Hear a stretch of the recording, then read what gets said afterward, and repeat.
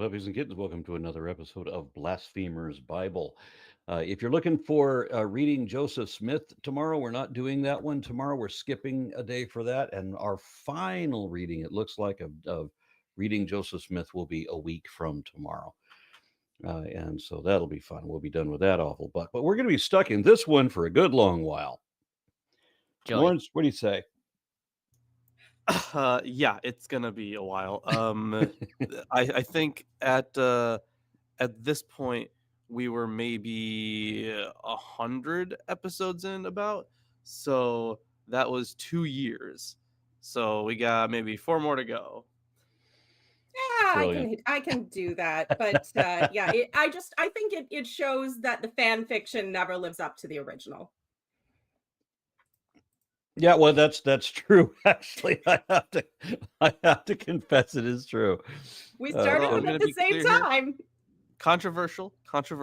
The Aeneid is better than the Iliad. Yes. Controversial. Really? That is my hot take. It's better. It's a better read. The Roman fan fiction is better than the original. Okay, well, I mean, sometimes the fan fiction is better, but that's not generally the rule. As Okay. what is that Ring fan fiction? The Ring. I think it's the Ring. It's Lord of the Rings fan fiction, the Russian one. I've never read that, but it's like Uno reverse. Yeah, I can't contribute. And I'm Sorry. gonna channel Tomer right now and say we're getting off topic. Yes, we are. Good job. And then you ask, why we finished this movie? Has Tomer even gotten to his commentary yet? Well, actually, this chapter is going to be a spin-off of Lord of the Rings. It's going to be the Judge of the Nose Rings. Oh. Oh, and we there's also What's the next chapter? Okay, I'll in verse 9 about tearing down the tower. So there's another Lord of the Rings reference. Oh yeah. Yeah, there you go. There's a bit of Game of Thrones as well. Like when they start. Well, there's killing always all a bit the of Game of siblings Thrones. In Judges, it's like all Game of Thrones. Yeah, it's very. I mean, yeah. Oh, Very we'll get to, when Lannisters we'll send get their to chapter regards.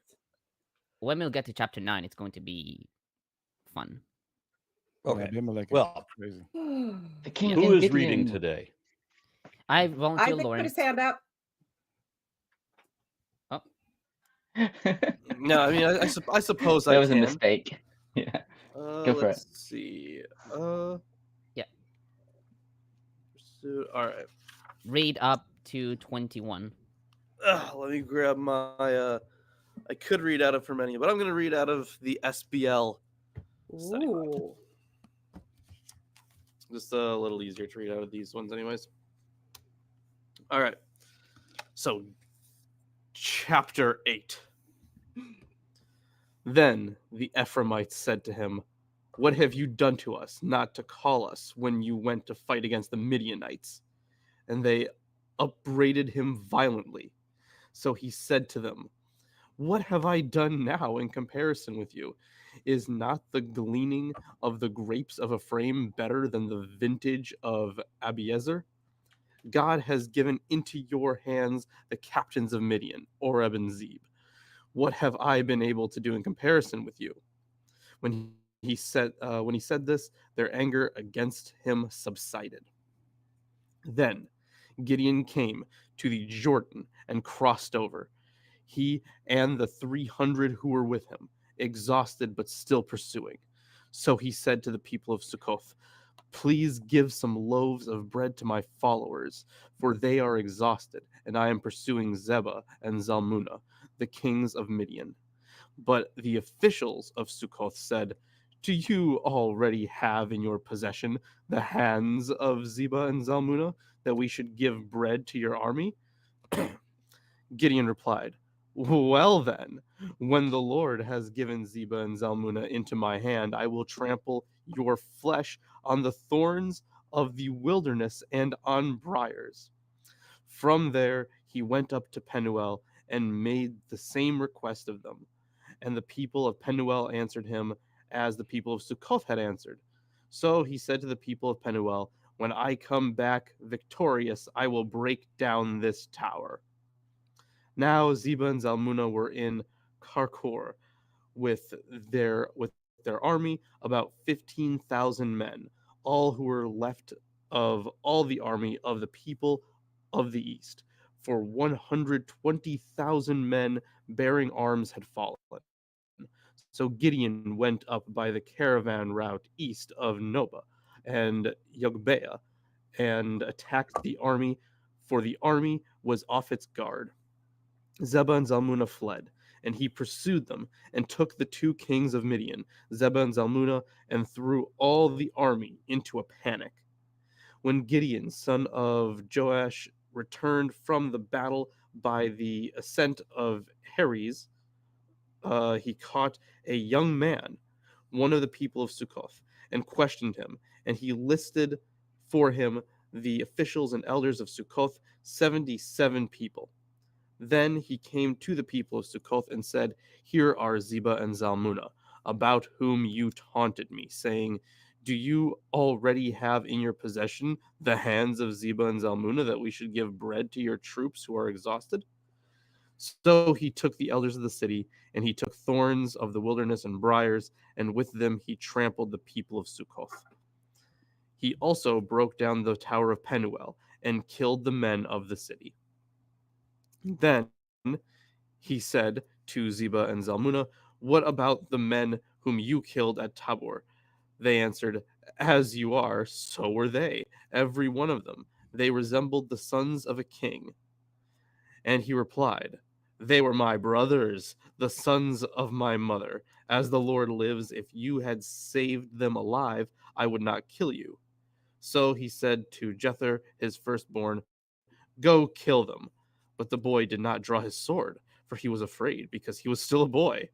Then Zebah and Zalmunna said, "You come and kill us, for as the man is, so is his strength." So Gideon went and killed Zebah and Zalmunna, and he took the crescents that were on the necks of their camels. They said through 21, right? Yes. All right. Yeah, so this is a fun one. It is. Yeah, so a lot of this kind of seems... So some of it's weird, right? So he goes and asks for some help from these other places, and they just don't help him. And he's like, "You know what? Just for not helping me, I'm gonna fucking kill you." And he does get there eventually. But it is kind of interesting how Penuel is thrown just into the mix. It seems almost like these were, like, I don't know if that would just have been like a separate if that would have been a later addition, or if you have this at the time this is being written, you have these tribes already, or like these cities being under the rule of Israel, where you can say, like, you can write in your narrative that your dominance over them goes this far back. So Well, Penuel was the capital of Jeroboam's the kingdom of Israel, right? I don't think Penuel was the capital. Yeah, There it was. was. Was it? Yeah, 1 Kings 12:25. I actually wrote about this. Oh, there you go. No, there was a Samaria and East of the Mary Jordan. was a region. okay, because I remember them moving that capital, but I guess I don't remember where They it did. was moved I from. mean, didn't David first rule at Hebron before he overcame Jerusalem? So sometimes there's a first setup and then a later, a later place where the rule is more broadly established. Yeah, this does have definitely the feel of, a bit of a hit piece against certain people. But it's interesting how much this sort of Middle Eastern cultural stuff where, I've mentioned this before, where there's a certain amount of flattery and, you speak to people in certain ways. "Oh, I could never," and when these people say, "Why didn't you invite us to come and kill your enemies with you?" What the hell? Because, they wanted to get in on the fun. What's a day without genocide? And Gideon's like, "Oh, but I could never measure up to you. I just, if I didn't do this, I could never ever think to ask you, because you're just so strong." And like, They really said it selling just it. that way too. Yeah, Yeah, don't sue no, us, he please. totally did. He did. And but then the next people come and they don't just refuse to help him. They say, "Hey, you haven't done shit yet. These guys aren't captured." And from a strategic point of view, if these are indeed very strong kings that technically have ruled over you up to this point, and you give aid to their enemies and they come back, your ass is grass. So, you can see why they would do that. But then, yeah, everything just reeks of, and this is why it was totally fine to kill them. And then you have the added thrown in bit of, you killed my brothers, so now I get to kill you, but I wouldn't have if you hadn't. And it's not really referencing anything previous in the story. There's no mention of them killing his brothers prior. And there is mentions of Gideon's brothers later on and the family and the size of the family and everything, but there's no mention of this. So yeah, it comes across very much like a justification. At least that's the vibe I get. And it's kind of important to note how, like at least for Penuel, right? Because they are at least said to have this this tower, so it kind of already shows you their strength and how large they are.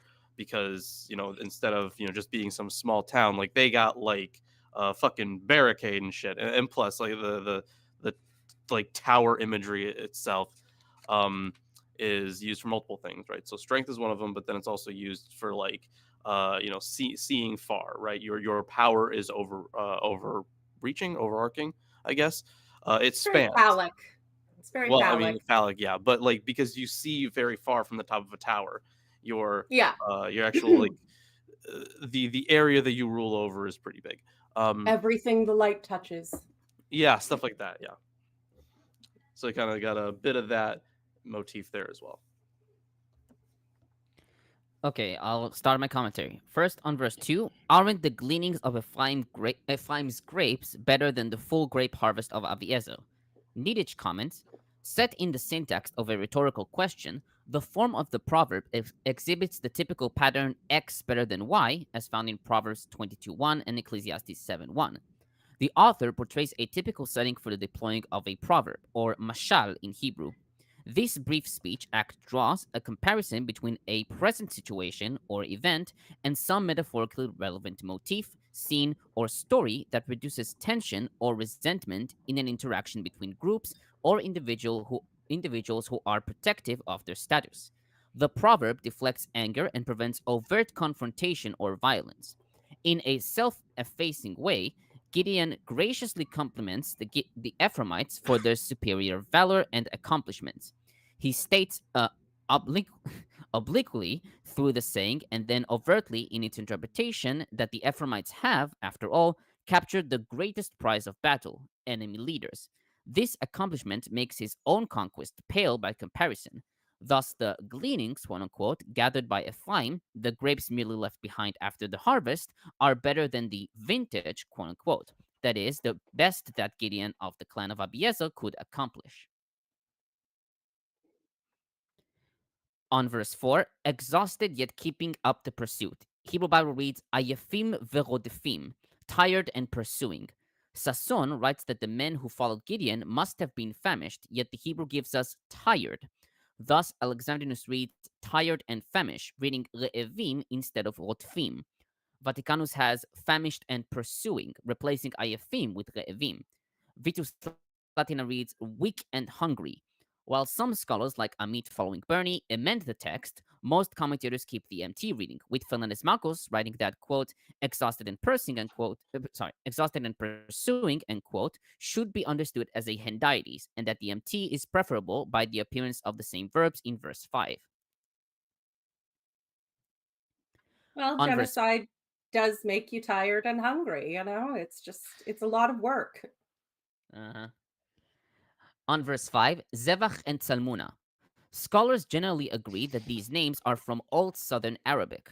Sasson proposed that Zevach could be given to a child born on a major feast, and Salmuna is likely to include two elements, Tselem, a North Arabian deity, and the root Mem Nun Ein, to prevent, and thus the name means may Tselem prevent harm. Smith and Bloch-Smith wrote that Sebach may evoke victim, emblematic of his sacrifice, quote unquote, and his death in verse 21, while Tsalmuna relates to Hurrian Tsalmi, statue or image, and relates to the epithet Za al-Mana. They write, quote, the two names together may express metaphorically what Gideon is seeking by destroying the two leaders, namely the destruction of the enemy and protection from such hostile forces. On verse 6, but the officials of Sukkoth said. Hebrew for said is vayomer, which is third singular, so literally reads, and he said the officials of Sukkoth. Kimchi wrote that one of the officials answered him in the name of everyone. All early translations read they said in third plural, and in the Masoretic notes, the word appears as supposed or expected, in Hebrew svirin. Thus, Fernández-Marcos writes that the MT should be amended, but others, such as Sasson and Nelson, preserve the MT. So, question on that one: Is it at all possible that you could have like the singular being referring to the city, but because of the way, like, because I'm not sure if this is how it works in Hebrew, but at least in Greek, sometimes like you can just have like a city name be like a stand-in for the people of the city.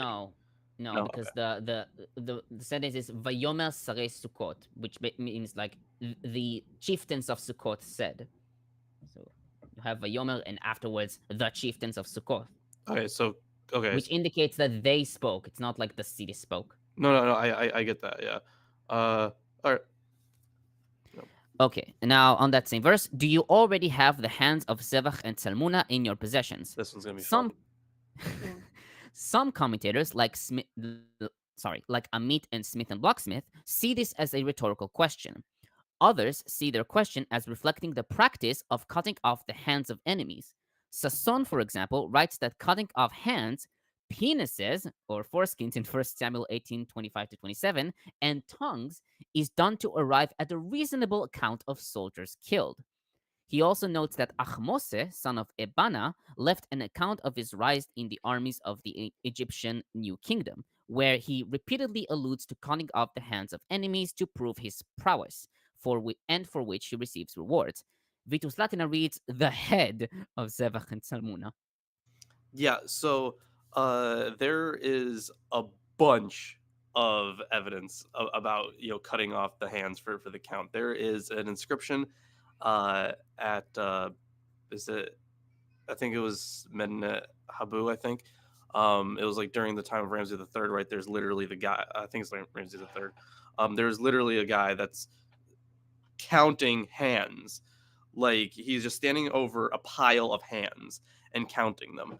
There is inscription, I think, of Merneptah as well, cutting off hands of some people, but then the penises of the circumcised, I think. So this is the way that they counted the amount of people that they killed. This is a very common thing in the ancient world. So they cut the hands off the dead, the already dead, so that they could take them back and like, just here's how many we killed. Count. Right. Okay. So I get a quick question. So are they coming in on ships to do these raids? No, because I was figuring probably the easiest way if they're going to go back on a ship would be to count all the hands on deck. This fucking guy. Jesus Christ. Oh my fucking God. Aaron, bad dad joke, bad. But I have to say, I'm very glad we have dog tags now, because that seems easier, cleaner, and far less disgusting than, carrying a sack of fucking hands. Also, do you have to make sure you only cut off the left or right hand so that you get an absolutely accurate count? Yes. Okay. Yes. That was a specific thing. I think it had, I forget which hand it was, but it was definitely a specific hand. Sasson Sasson notes that in images taken from the same relief at Medinet Habu, scribes of Ramses III are taking counts of uncircumcised phalluses and right hands. For obvious reasons, collecting penises to keep count of dead soldiers give a more accurate account than gathering limbs. Oh my God. Can you imagine being that soldier? Being And I'd like imagine coming in after the cleanup. Maybe you were in one of the back squadrons. You know, you didn't really see a lot of frontline action because, you know, there's only so much room on the battlefield and everybody's stabbing. So, you know, you were lucky. You didn't. So you get on cleanup. You have to go and like unrobe all these corpses of the enemies, lop it off, and apparently, I don't know, I assume toss it in a bag And just then like if haul this back. I just read Kip's fucking joke. Fucking goddamn it. what? He says that was called a God. hand job. Oh! The other thing, and the too, is- guys that are taking this tally, you know, that have to cut off the penises to count them. What if they find their, you know, secret mulans out there in the armor? Now they have to explain why their count is off, or it should count. the other thing too, like if you have to saw, you know, either a penis or a hand, I'd imagine the penis would be a lot easier to slice off rather Yeah, than there's no have to go bones. through bone and everything. I'm having trouble just thinking about that. Can we not? You know, They have the you tiny know what little I love? guillotines. You know what I love about this show and my participation in it? I came into this knowing the Bible's fucked up.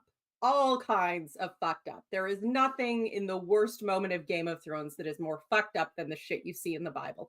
And yet,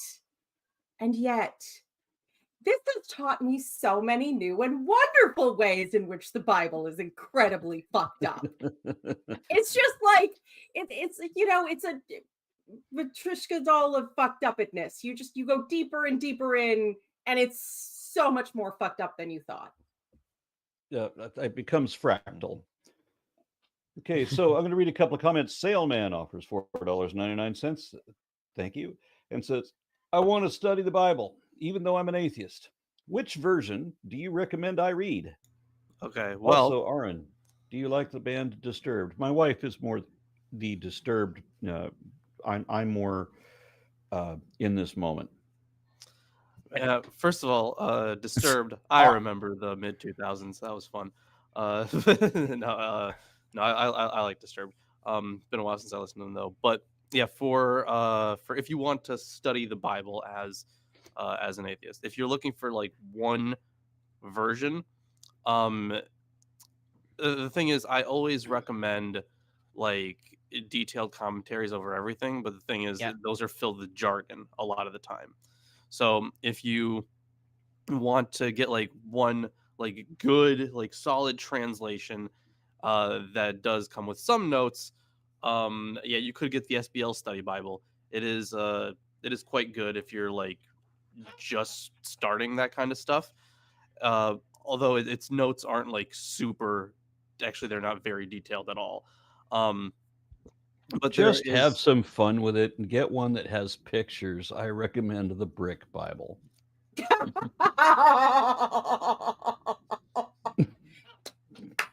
The Brick Bible is good. This is the thing. Part of this, the appeal of this is that we have a variety of perspectives here. We have more scholarly perspectives. We have people sort of in between, trying to bring this level of scholarship that maybe people could appreciate without having gone to Yale for this topic.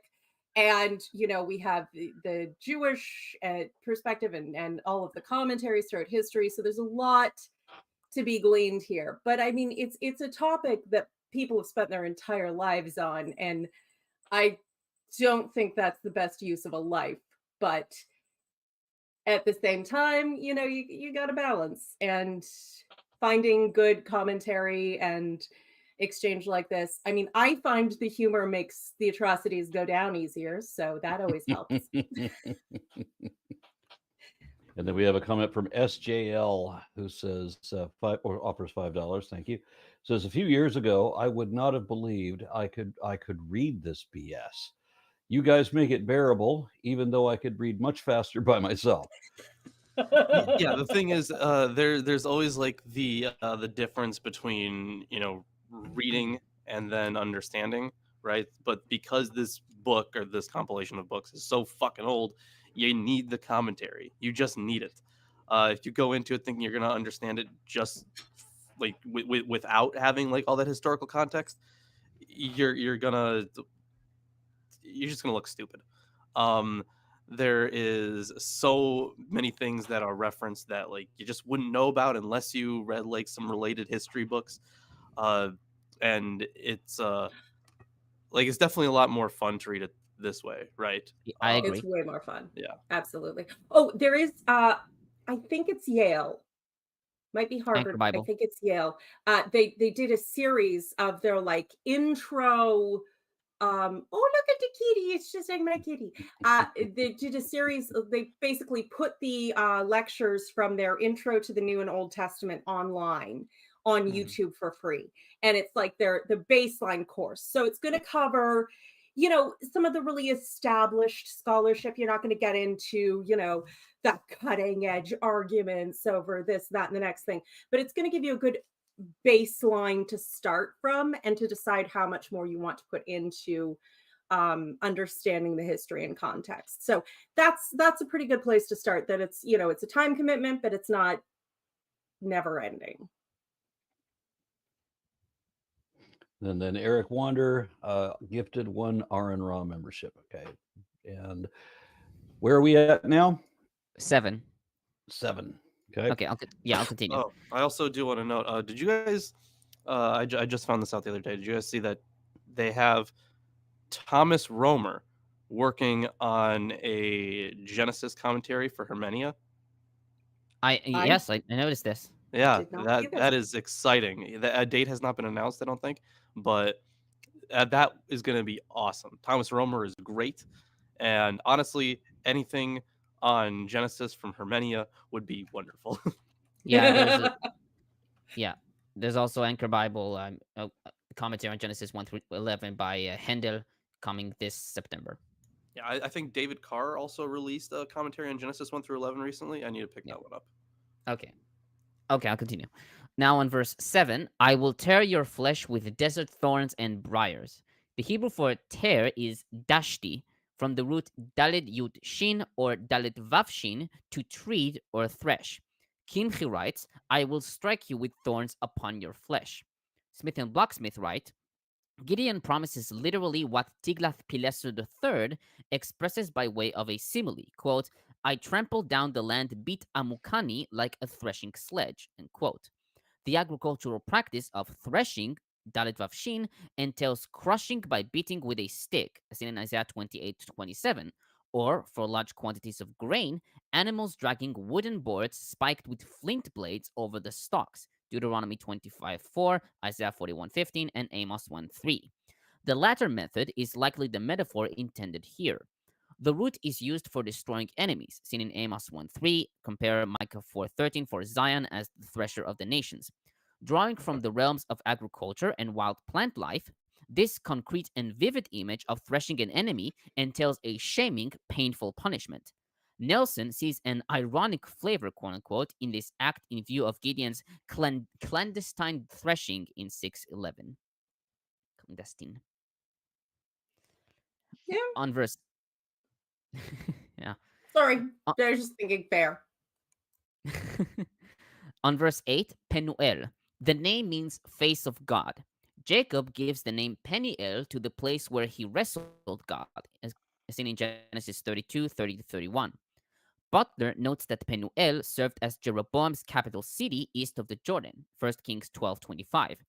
He also writes, read in Jeroboam's day, the story shows how a pretender to rule and kingship could not gain the respect of the people east of the Jordan and so destroyed them.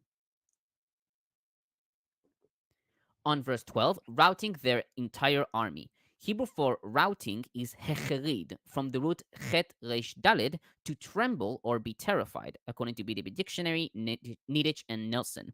Josephus in Antiquities 5:2-8 and Alexandrinus read destroyed, which Fernández-Marcos sees as an inner Greek corruption. Smith and Bloch-Smith, just a second.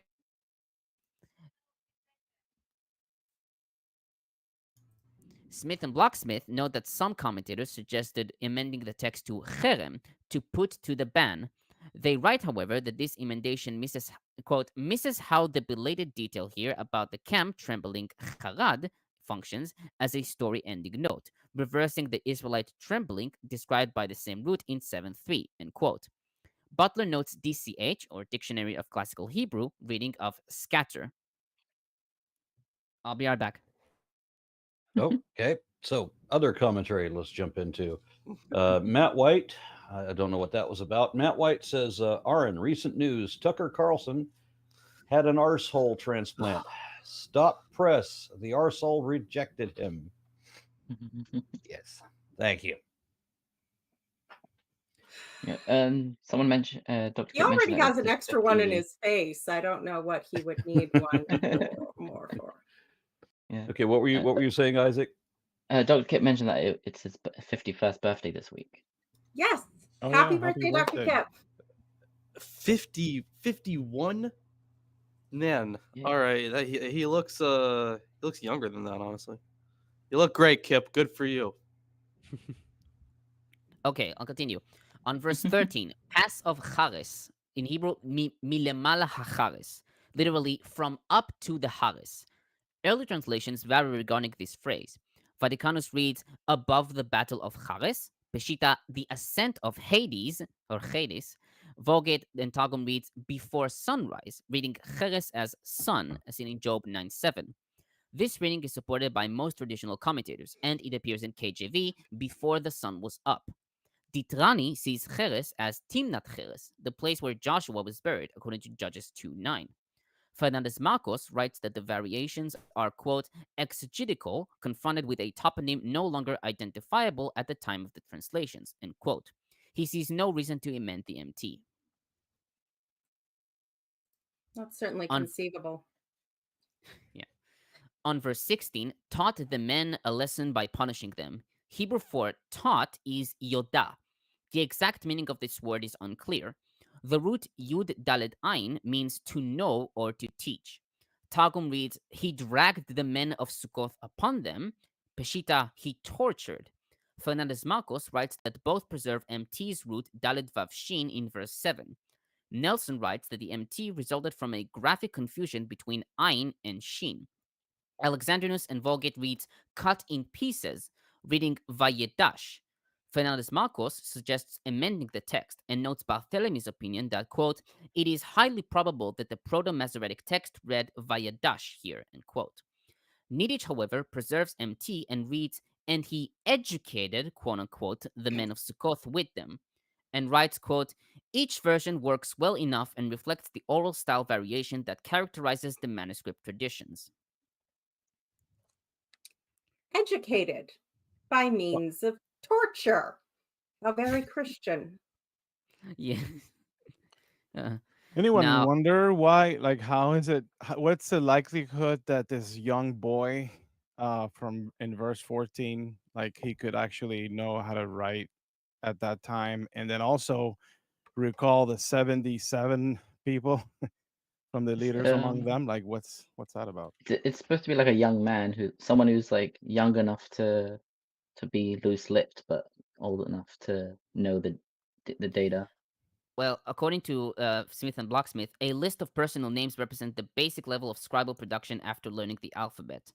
At the same time, the production of 77 names would require knowledge of officials and elders, as well as a training memory. While writing is otherwise not depicted in the Book of Judges, the information here is consonant with known scribal skill in the Iron First and Second periods. So they may have caught a young scribe in training who had been recently plugging the, names for memory purposes is the idea. Yeah, it would definitely would have been a young scribe, right? Because like reading and writing in the ancient world was pretty rare, and it was like kind of an yeah. upper class thing. So yeah, just some guy getting started with that stuff, and you'd have to, you would have to write out those names quite often. But I wonder if it's like why the writer decided that why it had to be the youth had to write it. Why couldn't it just be and somebody wrote it down, or was there something against the idea of the judge himself being able to write, or Well, I mean, the judge himself probably wouldn't write. He would probably have someone to do that. But Yeah. it is interesting that they would do that. Maybe this is no, I'm not sure. well, I mean, the phrase is, and he wrote for him the names, or the people. So it could have been somebody wrote for him. Doesn't necessarily Well, mean the youth it wrote it, does but reinforce the idea that the young man was a scribe who would then Mm. have known the names of the leaders That's of true the as city, well. because as a scribe, you're honestly, most of what they did was fucking receipts. But it would always include, the so Yeah. and so has done such and such, so and so has traded such and such for such and such. You would run into those names a lot, and most of Well, the work would include that. Well, you should also note that Nar could also be a profession, not just meaning somebody who is young. As Sasson notes, by itself, a Nar is a youth, but when linked to a person, it refers to the service the Nar is providing, the age not being a major factor. If in an Mhm. administrative setting, as in Ruth 2:5, it is that of a foreman or steward. If in a military context, as at 7, 11 through 10 through 11, it is that of a squire or attendant. If, as in our case here, linkage is to city officials, this now could be a scribe. For the anashim of a city are men of rank, as in Akkadian awilu.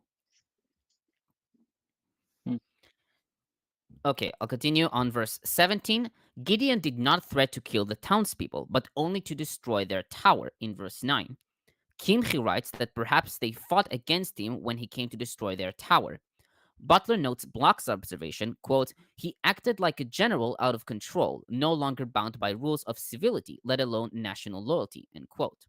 Sasson suggested reading Migdal as citadel instead of tower, which is used to protect citizens. Thus, by destroying the citadel, Gideon also kills the people.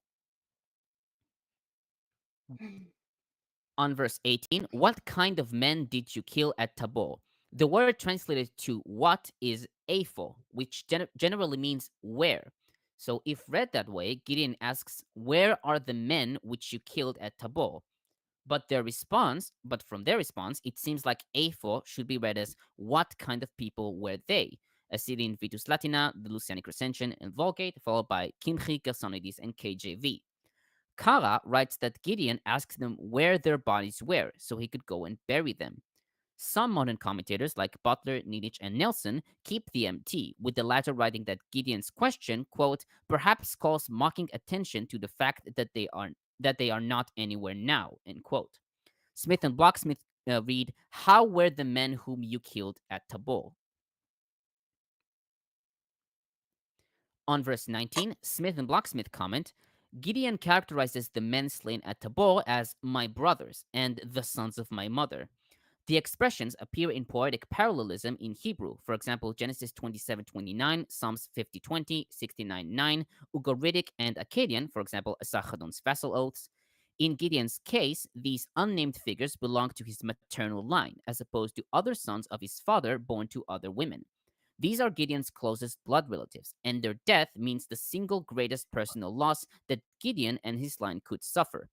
Similarly, the god Death complains about how badly Baal has treated, quote, my brothers, the sons of my mother, end quote.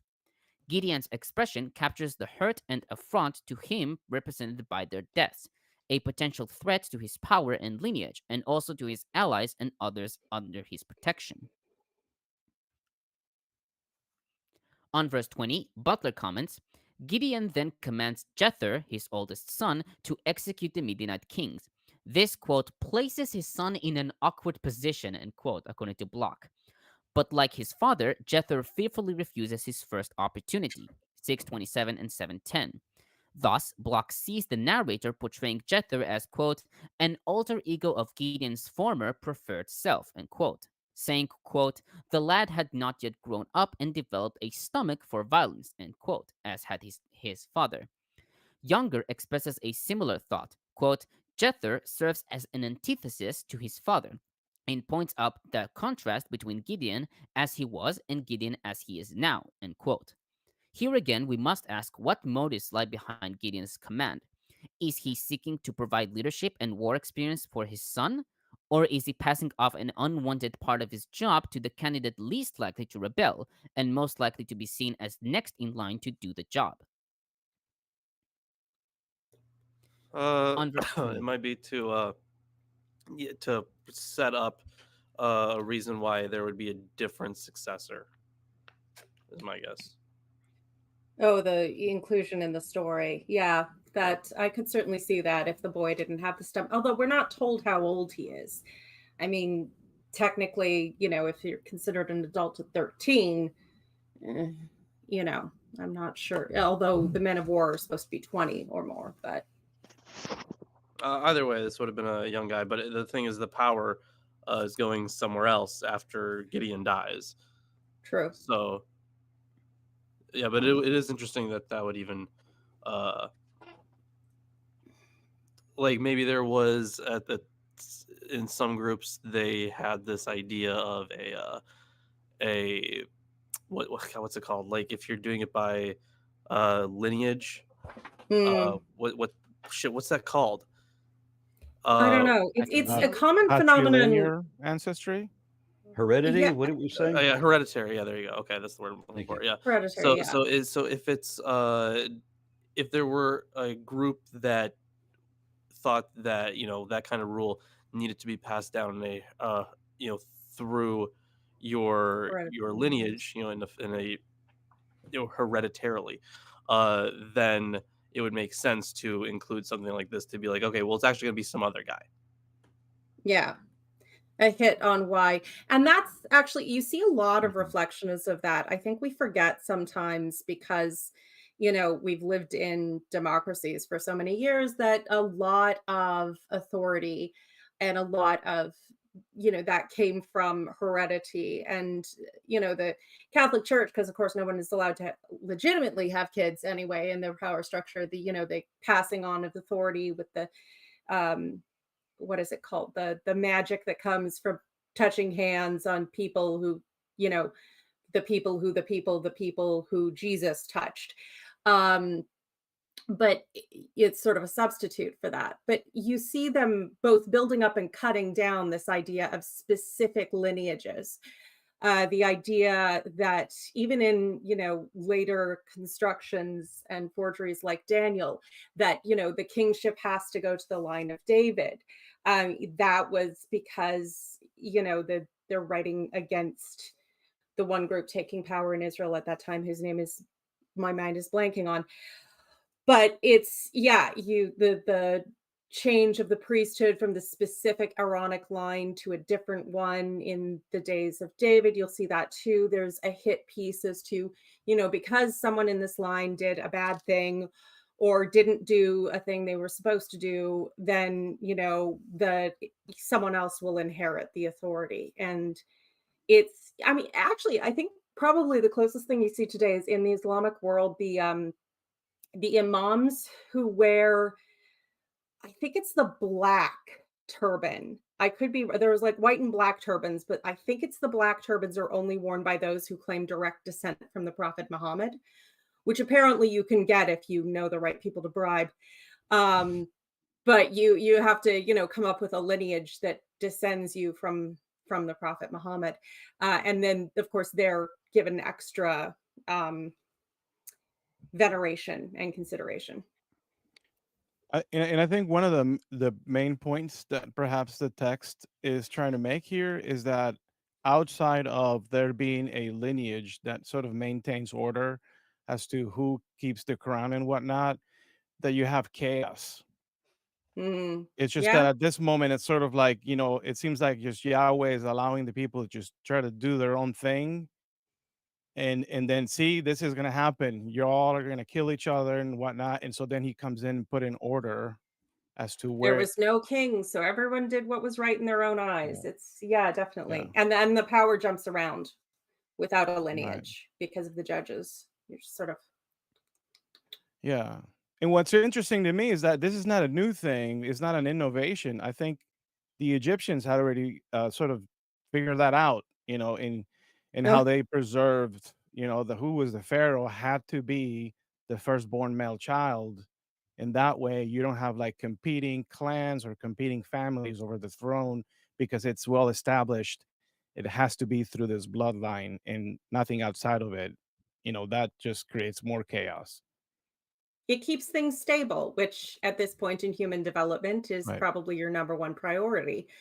Because if you don't have that, you can't build anything. But yeah, uh, it sort of reminds me of all the things we're told were signs of the divinity of the Bible, that they came up with this idea that, the other people had discovered 1,000 years previously, and, possibly children could figure it out. But hey, it's so magic that God told us this, whether it's washing your hands or, whatever.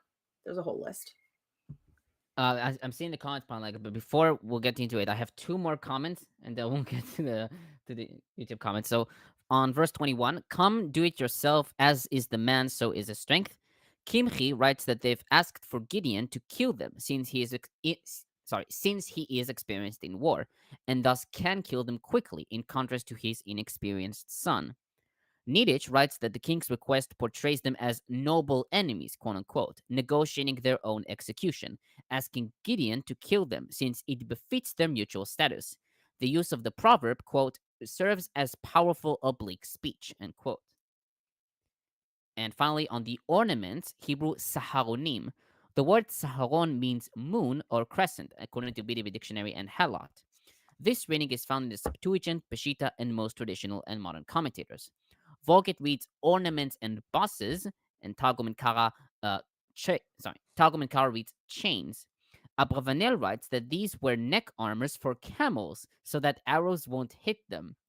Nelson writes that these moon-shaped ornaments were probably amulets or images representing a lunar divinity. Compare Isaiah 3:18 and 20. I think for for why these guys are like, you come and kill us, for as the man is, so is his strength. I think for that it's kind of meant to be this self oh my god, I'm forgetting words. It's supposed to be the self-supporting idea of like, Gideon has he is strong, therefore he has the right to rule over such a place. Like he has this responsibility because he is so strong, and also vice versa. So is it? Man, I'm forgetting words. Self-supporting is probably the best I can come up with for now. But the problem you have, Lawrence, is that you already spoke Russian, and on top of your English, you've also added ancient Greek, and I forget whatever else you've learned. You just got to make room for other words, yeah. Yeah, that's gonna be my copium. Thank you. Okay, I know so many languages that I'm forgetting them. Yeah. So I think in the very next section we're gonna kind of get that whole an end note to where that power is coming from, and we've seen it all throughout, but we'll see it more in this next section. And Gideon is, like, earlier in the story, he is more hesitant. He sneaks around at night to do what he's told. He asks God for multiple, are you sure? Are you sure? Are you sure? So we were taught that was him being timid and, kind of cowardly. That was probably his most reasonable period, given everything. But in the responses of the kings, you could also read into it an undercurrent of, what are you, too chicken shit to kill us yourself? Pick up the fucking sword, bitch. I mean, let's not gloss over the fact how barbaric this image is, the dad showing the son, hey, this is how you do it. It's how you become a man. I think similarly today, I don't want to get controversial, but a way that this shows up in our modern day is this whole hunting culture. I think that's kind of similarly related. Yeah. All right, I got to read some of these comments. And Matt White says, Tomer, I get mixed up between Samarian and Sumerian. or did the latter develop into the former? Yeah, I get a little None. confused They with didn't. Sumerian too, but Those that's are- Yeah, Conan. Sumer. These are two different areas. Well, Sumer They have was nothing in. to do with each other. Yeah. Sumerian is a language isolate. It's not Semitic at all. They started speaking Akkadian afterwards, which is Semitic, and Mhm. Sumerian isn't really a language. It's it's just the name for like the it's- area. Sumer. The Samaritans, modern day Samaritans. No, not Uh, Samaritans. you- I'm saying Samaria. Samaria never had like its own language. They spoke Hebrew. But the Samaritans, they kind of developed their own version of Hebrew and their own version of Aramaic. But nowadays, they just speak like either modern Hebrew or Arabic. because Yeah, Samaria Sumerian. is in Israel, and Sumer is on Yeah, in Iraq. yeah, Iraq. Persian Gulf. the Possibly more authentic Israelite culture from the Jews who were left behind by the Babylonians during the last Exodus, and so that's actually entirely Jewish phenomenon. And then there's, of course, the mutual Sumerians excommunication. the Sumerians would have spoken Hebrew. They didn't have their own language. Mhm. Maybe The the next scribe- comment. I have to hold on. I have to add. So it says on the actual on the comment it says timer because for Matt White, autocorrect keeps changing Tomer into timer. So I think autocorrect even has figured out that Tomer's the guy who's keeping us from going down a rabbit hole for too long. Yeah. So it's still Yeah, which correct. I feel like we're doing right now. Yeah. And then Matt White says, Aaron, with Bronze Age tribes being barbaric / bellicose, is this the most believable part of the scripture? I mean, from that perspective, yeah. Yeah, I don't have any problem believing in trivial barbarism, that kind of thing. Yeah, but There are some other fictional elements, like not fictional elements, but like fictional tropes in fiction that come up here. We've got like character names that refer to their character. We've got etiology with like, oh, and that's why there's a destroyed tower here, and that sort of stuff. And it doesn't, and obviously we don't have any external evidence for any of these characters' names or I think and then Kip Davis says adult is probably not the right word for understanding the ancient Hebrew conception of coming of age. It's confusing, and I would agree Fair. because I mean, when you're looking at when is a bar mitzvah, when is a bat mitzvah, right? 13 If and 12. that's the dividing line, that's still Then- prison in this country. Yeah, that's supposed to as be. it should be. I mean, if you think about it, I think in the West we have like around the age of 11 is the like not age of reason, but like the age of personal responsibility, I guess. So if, like you commit a 7 is crime. the age of reason for the Catholics, but that's more about yeah. salvation and being able to understand that you shouldn't actually do certain things. There was another comment by Kip Davis I don't see here. It's interesting that the biblical narrative is loaded with stories about subverting the rights of succession. Yeah, it appears here. It is there. Yeah. Yeah. Oh, but- it is yeah. there. Okay, sorry, I'm not looking far in there. Okay. But yeah, it's adult is I definitely misspoke there. It's a coming of age, but yeah, there's Yeah, but By the way, while Kip is different listening cultures in, have a variety of rites of passage, and sometimes it's a bar mitzvah, Roles. sometimes it's a certain like a different festival or something.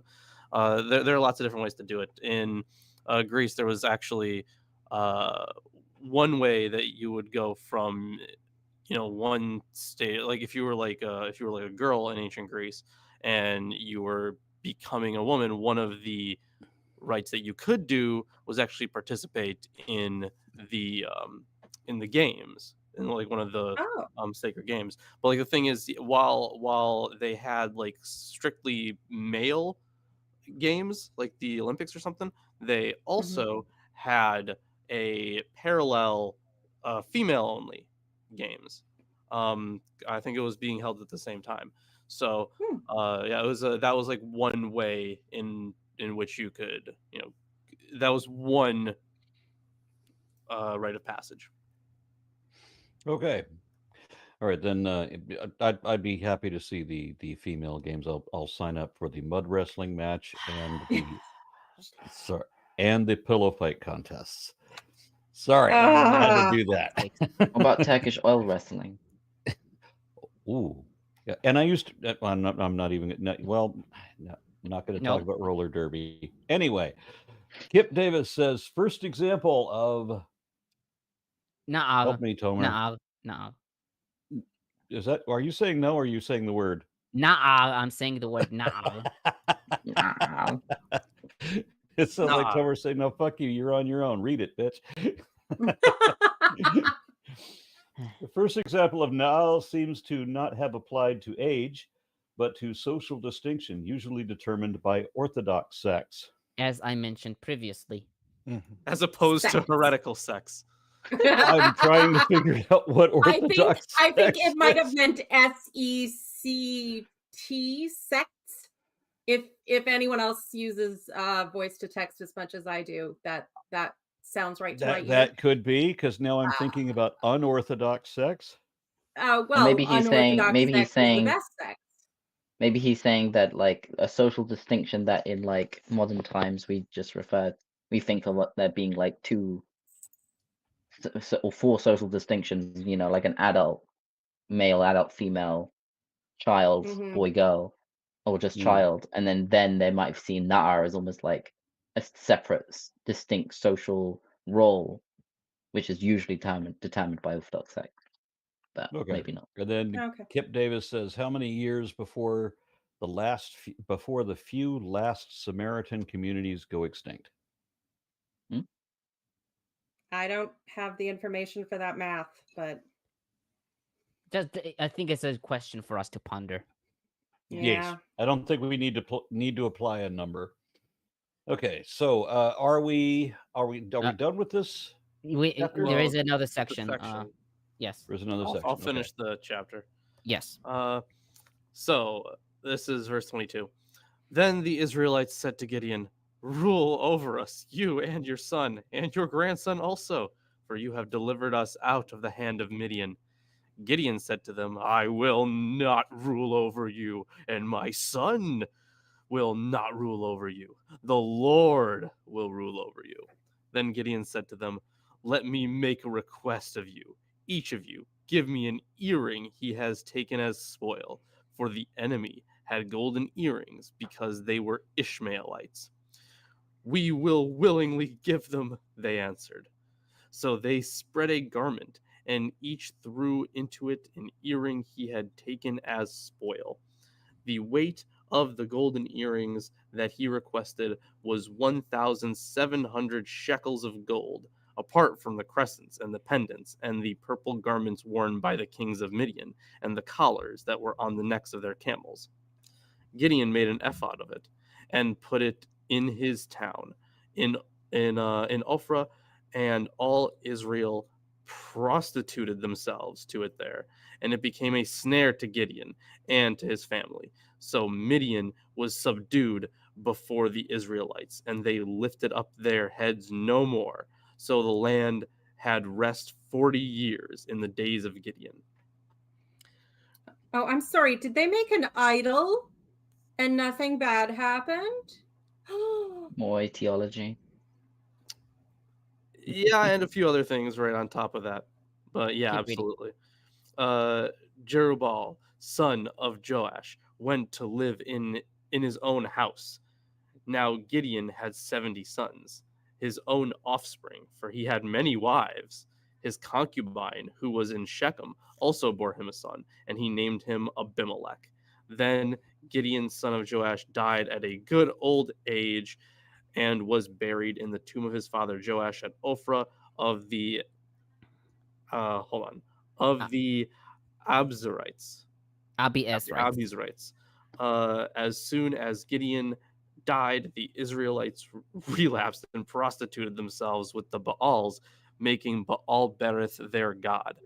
The Israelites did not remember the Lord their God, who had rescued them from the hand of all their enemies on every side, and they did not exhibit loyalty to the house of Jerubbaal, that is Gideon in return for all the good that he had done to Israel. So interesting that we also have the callback to his old name as well. Mm-hmm. Jerubal. Yeah. And this is kind of a trope. You see it with actually, I was thinking with Julius Caesar. I think they also sort of played into this bit with George Washington. That oh, come be our king. No, I nobly refuse the kingship because I couldn't possibly. And and then of course instead he's like, just pay me a fuck ton of gold. And and then he makes a religious item out of it, although calling it an ephod in other places that referred to priestly garments or the priestly, the chest plate, but then here it's very clearly an idol that people worship. So yeah, it's the Bible is so conflicted about itself, and it's such a bitch to the people of Israel. Like, God is like that husband who's like, what are you putting on lipstick for, you whore? You trying to get the other gods to look at you, you whore. Like, it's awful. It's awful. Yeah, God is the worst. Yeah, the idolatry is really fucking weird here, right? So you have this, like, the thing is, it's not even considering the fact that it kind of ends with so Midian was subdued before the Israelites or whatever, right? In verse 28. It's just so strange to have this idolatry narrative right beforehand. Yeah. Now I get the whole rule of power going to God, right? Because it always kind of seems to be God in the end in the Deuteronomistic history. Because the whole idea is like, if we we'll continue reading, they're going to ask for a king. And sorry, spoiler alert, of this 2,500-year-old book. They ask for a king. And God's like, you know what? You're not going to like that very much. And they're like, no, we want a king. So he's like, all right, fine, I'll give you a king. And then that didn't turn out so hot. So I kind of get this whole idea of, God rules in the end and no line of succession kind of stuff. That completely makes sense within the greater context of the Deuteronomistic history. But the making of this idol is certainly really strange. Especially, in between this section where it talks about, no no rule of the family kind of stuff, and then so Midian was subdued, kind of like everything was cool after that. And then this section here, where was it? Yeah, so as soon as Gideon died, the Israelites relapsed and prostituted themselves with the Baal. So now we have two different things that are happening in the context of the narrative. We have both the weird worship of this ephod, which we'll get more into, and then also going back to the gods of the region. It's odd because from what I understand of the Jewish perspective, at least on this, there's the, Israel had no king. Everyone did what was right in their own eyes. It's chaos. It's, there's good, there's bad. They constantly keep fucking things up. A judge arises for a little while, sorts some things out, screws up some things. But it's a very chaotic time. It's not a good time to be alive because there's no stability, there's no consistency. But then, he nobly refuses the crown because God should rule over you. And then eventually the Israelites are, oh, we want a king, we want a king, we want a king. Oh, well, you shouldn't want a king. But then every time we look back at this time, all the commentary is Israel had no king, so everyone just fucked everything up. And it's sort of like, okay, well, if God was the one ruling during this time, it seems like he did an incredibly shitty job of it. God fails as a ruler, like, epically. Okay, I'll start my commentary. First on verse 23, the Lord will rule over you. Amit writes that the meaning of kingship of Yahweh during the Judges period is a non-constant ruling of saviors who were raised to the roles by the will of Yahweh.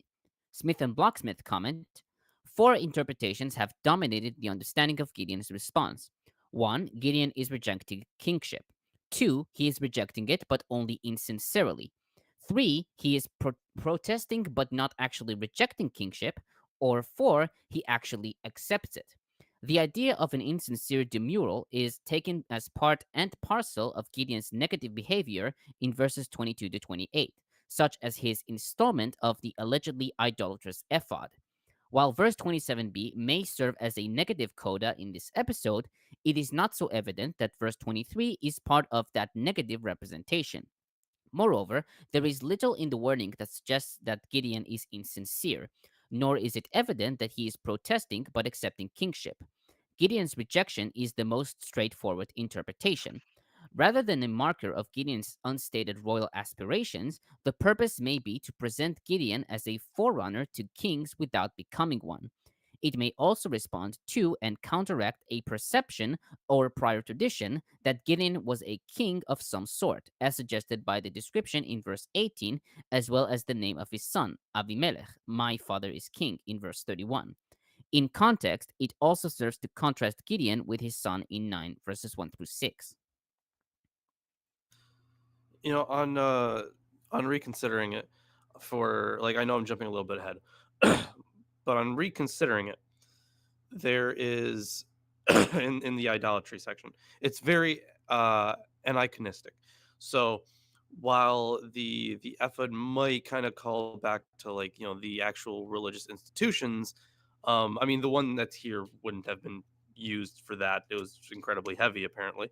But if we're calling back to some religious institution, maybe the criticism here is like, you're going about this the wrong way, because, you know, you're taking this symbol, you're going way too far with this symbol. You're worshiping the symbol rather than what it symbolizes. So while he put it up for one reason, and the people, you know, they made a mistake, you could say, and worshiped the symbol, but the point here might be, is just aniconistic, and kind of pointing out that, like, yeah, you want to set up maybe it's a callback to the priesthood, right? But you want to set up a kind of priesthood, but at the same time, you don't want to worship that priesthood, which might have been a criticism you know, in the post-exilic, or in the exilic period. Yeah. And perhaps there is an innovation there in that we're going to keep the priestly order separate from the kingly, you know, from the kings, which was not something the Egyptians did. Oftentimes the pharaoh was sort of like the high priest as well. And I don't know, it just seems to me like the you know, this perspective here has a big problem with that, and it's going to show you examples of why that's a problem and what the consequences of that would be. Well, I also feel like it's kind of because, like, what he's doing here is he's setting it up, right? So if you took this, like, metaphorically as like, oh, this, some leader should set up the priesthood, they are still connected, but not in, like, the same, not as in playing the same role in society, but they are still connected. Keeping kings at bay by refusing to allow them to perform certain sacred rites is something that you see in history a couple of times. I mean, and also in the Bible, there's, you know, one of the two things that God deposed Saul for. One was for not murdering enough people, or for, you know, holding off on killing some of them until slightly later. And the other one was making a sacrifice instead of waiting for Samuel to come and make the sacrifice, because even though he was king, Samuel was still the prophet and the spiritual leader, and he was the one who had to do the religious shit. This actually happened again in the Christian world during the early, what they called the Holy Roman Empire, and there was, you know, a pope and a emperor, and they were supposed to be, you know, sort of not separate but equal, but kind of. And they, you know, the emperor would choose the pope and the pope would choose the emperor. And they, so at one point there was a power struggle, and you know, the pope or the emperor renounced the Pope or insulted the Pope or something. And then the Pope excommunicated the emperor and refused to reinstate him until he literally came and like wept outside in sackcloth and ashes and made a big deal out of his repentance publicly. So that was when, in its essence, the religious authority of the church won out over secular authorities, became the final, because, the Pope didn't beg, the emperor begged. And that's been, keeping those separate and keeping, I guess, a secondary power. There's good things to be said about that, because all power centralized is always bad. But at the same time, having two tyrants vying for power isn't particularly good either. Okay, Okay, I'll I got continue. another. Verse Okay, 20. Sorry. you're not done? No, actually. Just You want to read a bit to the say. comments first? Okay. Matt White Thank you. says, Aaron, for it is written, when you have them by the Baals, their hearts and minds will follow. Thank you for that. Then Kip Davis says, I believe there is a mixture of both pro and anti-monarchic propaganda preserved in Deuteronomy. Yeah, I was going to guess that was the abbreviation, but I wasn't sure. And then Kip says again, or adds that there are so many places where this promotion of self-determination away from the city-states is so pronounced, and then it is alongside strong endorsements of the eternal Davidic dynasty. Yeah, kind of shows you that it was written in sections. Yeah, you have pro-monarchic I have to stuff during think the that- time of Josiah, and then you have the anti-monarchic stuff later. Yeah, I just want to toss out there that whatever Kip is doing, I mean, if he probably wouldn't be typing so much if he was like on camera. He has with a it. stream with Dapper Dinosaur. That's what I was thinking. Okay. Wait, when is I'm that pretty coming up? sure When is that he was stream? sent a stream link. But I also want, while Kip is here, I have been wanting to do, and I've been talking with Lawrence about this. I mean, I've been getting criticism from social media sources that say that there is no Okay. flat Earth in the Bible. Listen, I'm trying my best here. I have like a vast majority of this thing done, but I still need to like fully write the script, and I want to make the video for it, and I want to make sure it's actually good. So it's and it is kind of hard to find time with like the other projects I'm working on for like class and stuff, but I'm doing my best. I'm doing my best here. Well, yeah. Are you wasting any of that time sleeping? A little bit of it. Sorry, that's my bad. Very little. Very little. Okay. So then, let me see. Then Teddy Two Guns offers $10 and says, I just started following your channel. I'm a huge fan, originally from Nacogdoches, Texas. Aaron, I now live in Seward, Alaska. I was one of the few people who grew up in Texas as an atheist. And you grew up in Nacogdoches. We had an atheist meeting in Nacogdoches. That town is messed up. Okay. And then Vittorio says, what's the idea behind creationism? What's the root idea and incentive? Keen learner Biblical here. literalism. Yeah, what they want is authority. They want to pretend they have a book. They want to pretend that whatever the book says is true. Even when they know that it's not true, they want to make believe that it is true because somehow this simplifies things. Because, science is really egg-headed, Einstein-y kind of hard stuff. And fables and folklore are easy. And we're going to do Uncertainty is easy. That's, difficult. yeah. See, the thing is, both are actually difficult. Well, if you're intellectually honest, if you just want to blank out. But yeah, it's one of the things that I kept saying I wanted to do a talk with Aaron about at some point, because so much of the basis of Christian thought is very old and held over from times where everything was about authority for its own sake. The justification of authority was the authority itself. This is very pre-Enlightenment thinking, and a lot of the arguments for the existence of God that still run around in apologist circles are based on that God is the authority for authority's sake. And like in that book I snagged last time, that, you know, the crazy guy who said he'd believe it if it said that Jonah swallowed the whale in the Bible, that their entire way of thinking and all the power and authority that they feel they have the right to over the lives and choices of others is based in this idea that the Bible is absolutely authoritative. And if you allow that to be questioned, they lose the entire foundation for their system of thought and everything that their ego and control is based on.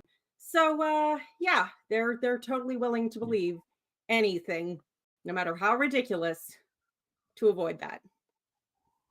It seems to me that like biblical literalism and creationism is like a reaction to how powerful, or the loss of power of the church to science. Because of science, the church, the God doesn't have all the answers, therefore the church becomes weaker and weaker. And this is a reaction where they indoctrinate the people to distrust anything that's not coming from the church or from the Bible. Like the Bible has everything you need, and we know everything, and so we have the right answer, and science is wrong, and blah blah blah. So Well, that's and what it seems science like to is me. deeply threatening, because Yeah. as much as they want to pretend that science is something we have faith in, science is actually a system of investigation that is best and most accurately described as systemic doubt. And what is the opposite of faith? Doubt. Oh, So what? Dr. One Kip of the said other problems something. we have is that Oh. these people think that they're special Yes. if they adopt a belief that maybe they don't really seriously believe in, like flat earthers. You know, most of these people know they're full of shit, but it makes them feel special if they deny the moon landing, or if they deny the Holocaust, or if they want to pretend that, you know, geocentrism or flat Earth or whatever. They think the make believe makes them stupid. Oh, excuse me, special. Was that a Freudian slip, perhaps? I think the idea. And they embrace this fantasy so strongly that I often hear people say, well, why can't I believe what I want to believe? Why does it have to be true before I believe it? They have no regard for truth at all, despite all of their raving about having the absolute truth. Many times, I've gotten many confessions of this. They not everybody, not all the time, certainly, but there are many people have confessed to me they're going to believe what they want to believe, whether it's true or not. They don't care if it's true. They just want to pretend. Aaron, you value reality over your ego. And you have never fully come to terms with how rare that is. I think creationism stems from just pure ignorance. Like when I read works like the Atrahasis, for example, you know, the ancient Babylonians, they would talk about like how the gods created and carved out the rivers and stuff like that. So it's sort of like, you know, you've got things in nature that seem to be in some sort of order amongst all this chaos, and we don't know quite sure how they got to be. And so therefore let's come up with, you know, something that sounds reasonable. And I think once you start on that, then you arrive at, you know, where we are today. That's where it started. But what's keeping it going is deliberate, cultivated ignorance. It's false information. I mean, the role of creation scientists, sorry, I can barely say those two words together, is to create a ridiculous parody of evolution in people's minds so that they're never able to understand what it actually is, and therefore don't believe it. Yeah, there are specific things that I can point to that Kent Hovind has said, that Ken Ham has said, Ray Comfort and whatnot. I'm sorry that I'm interjecting. I think we are diverging too much. We still have a Bible to read. I'm going to finish this sentence anyway. There's going to be a couple more comments. Yeah, I know. But well. if we want to go to chapter 9, we better finish with the comments. Then you better let me finish the sentence, or we'll be fighting here for a will. while. I will. Okay. Jesus. There are specific things that I can point to that several of these evangelical young earth creationist ministry leaders have said that they absolutely know is bullshit. They know that what they're saying is bullshit, but hey, they're making bank, and they're going to keep doing that. And people will pay. People have told me. I was in a church when they had this guy from Answers in Genesis giving the seminar where it's a 2-hour liathon. And when I challenge him during the Q&A at the end, the audience turns against me because they don't want to know what the truth is. They paid this guy to reaffirm their favorite fantasy. And there I am harshing their buzz. And My All right, first next Twitter comment says- is Bryce Barnett says, Aaron, once you're finished with Joseph's myth, will you be doing the Bhagavad Gita? No, I have already read the Bhagavad Gita. We will be doing, however, at Bryce's request, because the Book of Mormon doesn't actually include a lot of the doctrine, really. So he wants to do the Pearl of Great Price. And I agree that we would do that. He said you just have to. If you're going to study Mormonism at all, you have to do that. He said never read Doctrine and Covenants again, but he wants to do Pearl of Great Price. I also And want then Kip to. Davis says post-enlightenment biblical literalism, ironically, creationism, is an inadvertent promotion of the triumph of the scientific revolution. It's reactionary. I would in love to its hear an current form, explanation so- for that. Yeah, because it's reactionary because they felt the need to react in such a strong way. Yeah, the fact that creationism is popular is inadvertently showing that the scientific revolution was such a triumph that they had to come up with this tactic. Crazy bullshit. Also want to point out, so the Bhagavad Gita is just one part of the greater Mahabharata, right? Yep. Now, I did, so a friend sent me these. So this is 2 volumes. This is the Bhagavad Gita, new translation and commentary. But that same friend also sent me book 1, I guess, of the Mahabharata. You mean you're not gonna read them in Sanskrit? No, I'm sorry, I do not know. Shame on you. Wait, what's the size difference? What's Was it one one more century? language? This is remember, this is a commentary too. Yeah. What are the old Vedas? Those are much This older is than just- the this is Bhagavad just Gita. volume 1. The Mahabharata is actually longer than this. Hmm. Okay. Yeah. And then It- the it's- Vedas are like the older ones, or Yeah, that's one of the interesting things like about the when you Rig compare Veda and, like- Hinduism to Christianity. Yeah, Christianity has a book. And yes, the book is a compilation of a bunch of short books. But Hinduism has a library. Oh yeah. The Bible is also a library. And we call Yeah. we used to they call According them to Ju- books, but they're According like to Justin, letters. at least. I mean, Judaism has a library of books, but that's like developed over a long period. It's not like as old as any of the Hindu.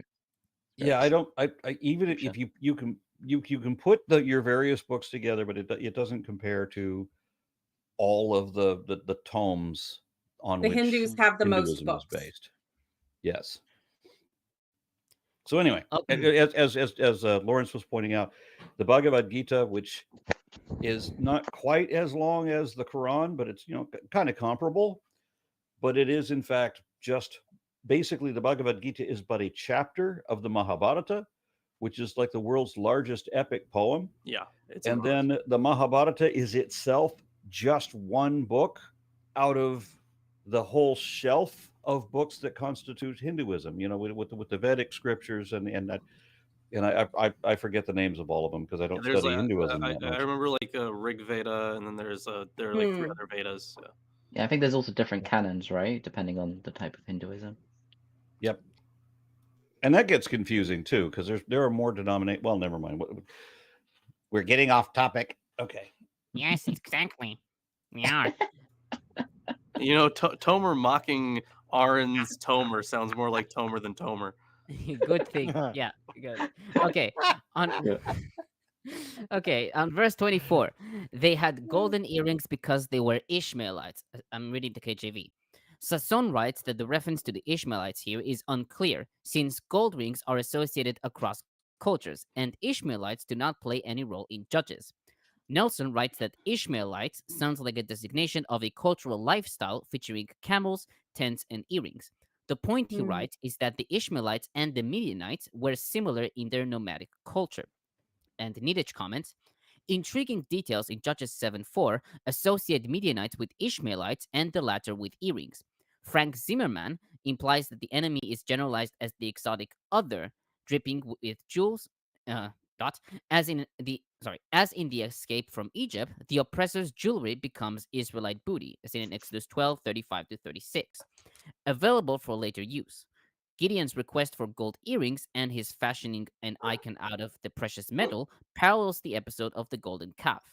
Here, as in Exodus 32, the passage is probably at its root an etiology for an icon founded by a hero of old.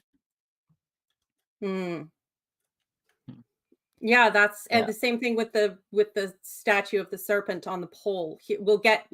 I don't think we've got to it yet, where they're like, oh, and then the people started to worship the the statue that Moses had made of the serpents that they had in Yeah. this whole thing, and then they had to destroy it because idolatry, which is sad. I mean, it makes me think of the bombing of the twin Buddha statues of Bamyan. That so much beautiful art and history is destroyed in the name of religious purity, and it's one of, I think it may be one of the worst ideas we've come up with as a human race, the idea of religious purity. It's just awful. Well, I just want to say one of the interesting things about the whole like Ishmael thing is, so Ishmaelites could mean right descendants of Ishmael, the brother of Isaac, or it could just refer to, as you said, to like a lifestyle and the tradition that like Arabs are descended from Ishmael might be related to the lifestyle that they have rather than that there is a tradition and then or Muhammad just decided that let's make Ishmael the main character and Arabs come from him. It's very likely that they were called Ishmaelites because of their lifestyle. They had kind of succeeded the Midianites and whatever other peoples that had The that Bedouin lifestyle. lifestyle. Yeah, and it just Ishmael that was was just the not the word they main used. character. He was the narrator of Moby Dick, not the main character. Different scripture. Yeah. Okay, I'll continue. Verse 27, ephod. The exact identity of the ephod is unclear. Amit notes that the ephod is mentioned as a tool to inquire of God, either in a negative context, like the story in Micah and Dan in chapters 16 to 17, or in a positive one, 1 Samuel 23 verses 6 to 12 and 30 verses 7 through 8. The ephod is mentioned as one of the garments that the priests used to wear when they served at the holy Kodesh in 1 Samuel 2:18, and part of the sarad garments of the high priest, Exodus 28 6 to 8. Kimchi and Gersonides took the ephod to be a type of belt or a golden wearing. Rashi writes that he made the ephod, quote, as a memorial to the great salvation, end quote.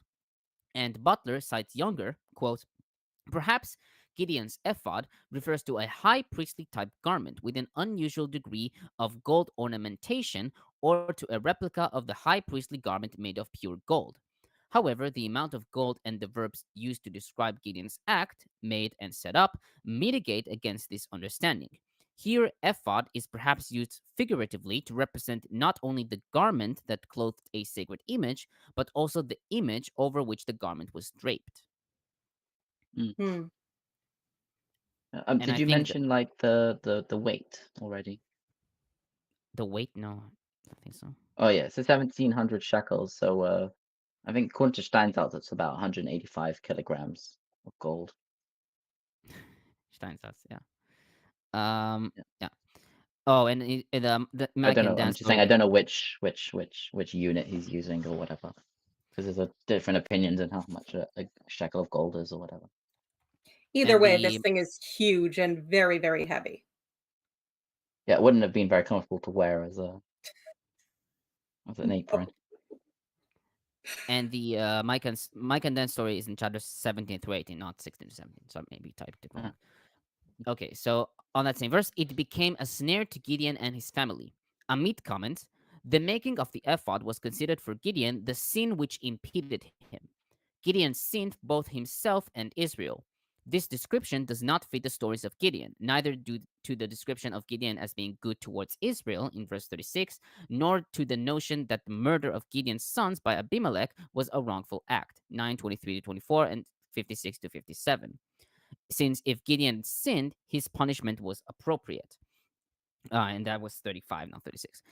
Moreover, Gideon's description as a sinner does not fit the general approach of judges, that the judges did not sin towards the Lord and certainly did not make the people sinful. If Gideon already sinned early on, why did the land rest for 40 years in his lifetime?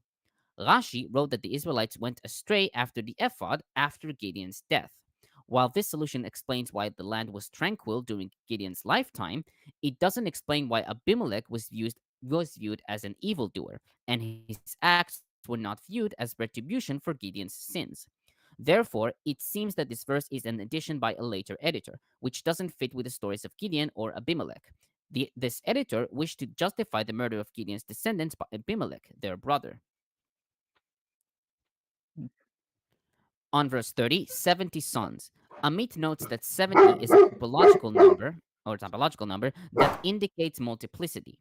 This number is repeated in the description of the murder of Ahab's sons in 2 Kings 10, verses 1 and 7.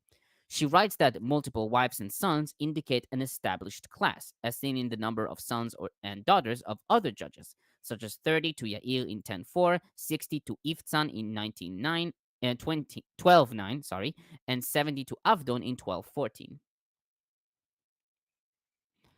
On verse 31, Smith and Bloch-Smith comment, Gideon's son by the concubine corresponds to Baal's status as an outsider to the 70 sons of Athirat in the Ugaritic Baal cycle.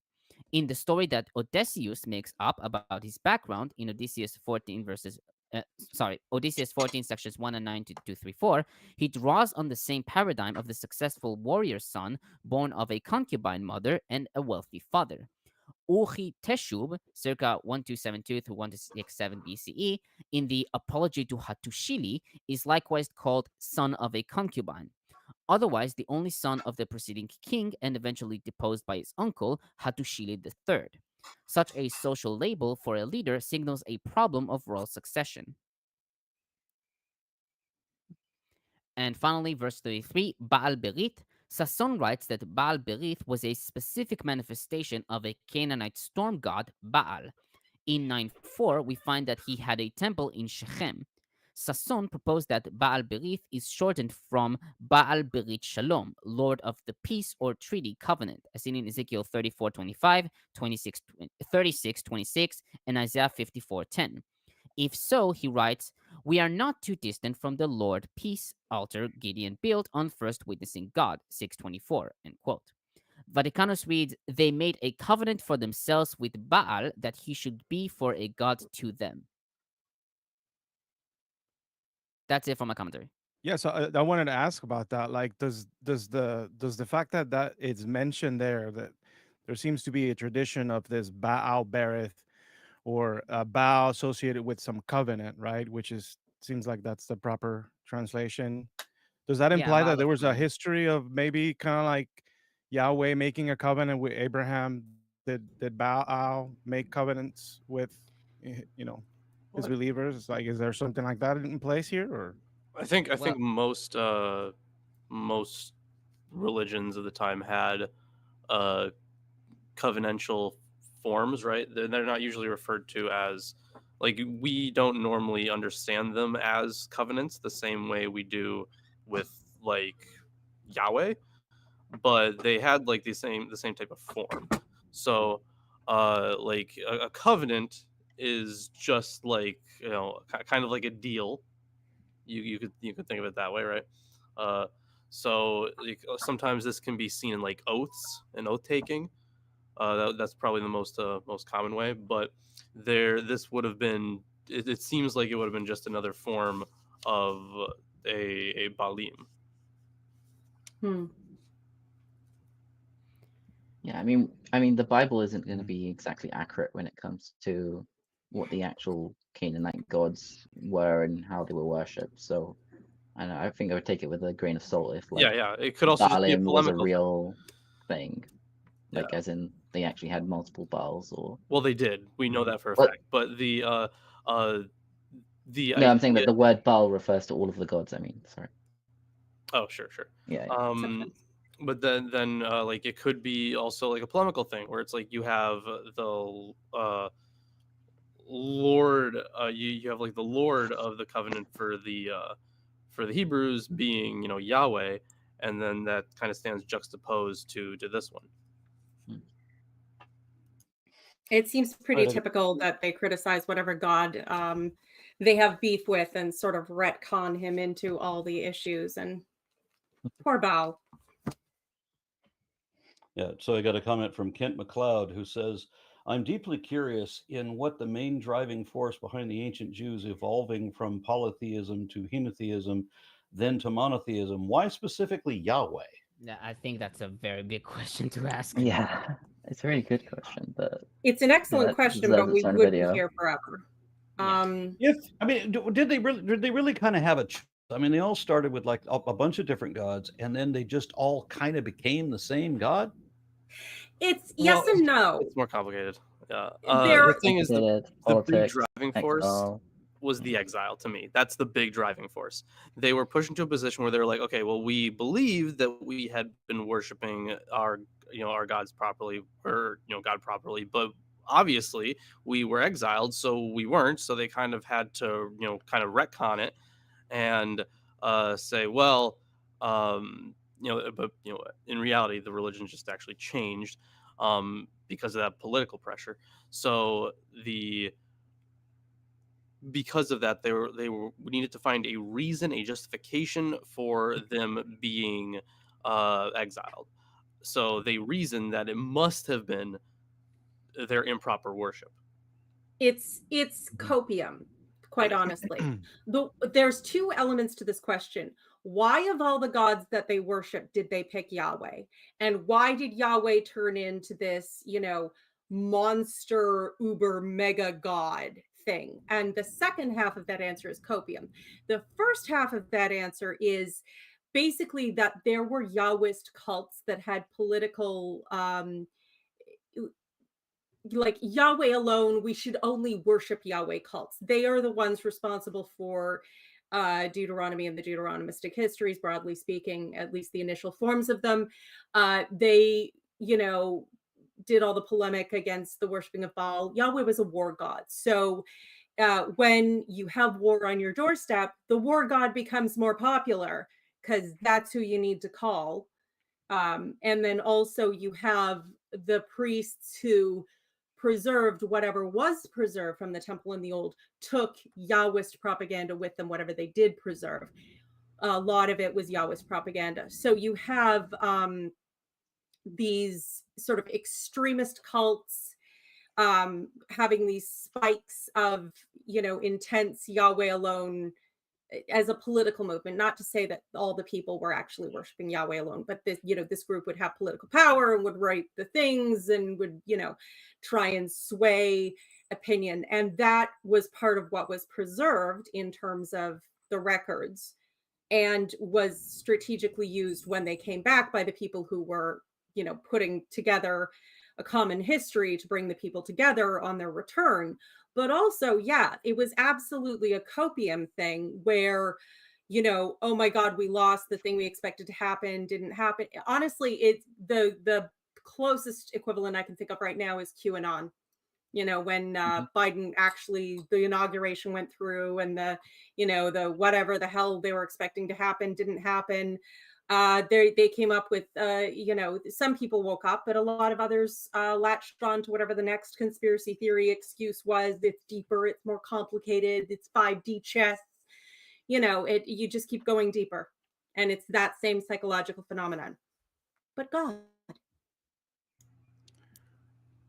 I also think, just to kind of add something else, is that at some point the Hellenization sort of influenced cultures and introduced concepts where it seemed, I think at some point the world became aware that to posit the existence of gods like on the sky or whatever, like that sort of that type of worship of like gods identified with like thunder and like all that became sort of ridiculously stupid.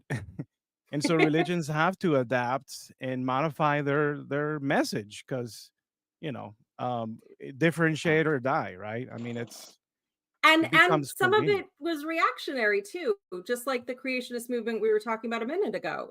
The Greeks during the what Lawrence, you know this, the name of the group that The rebelled Seleucids. against, sorry.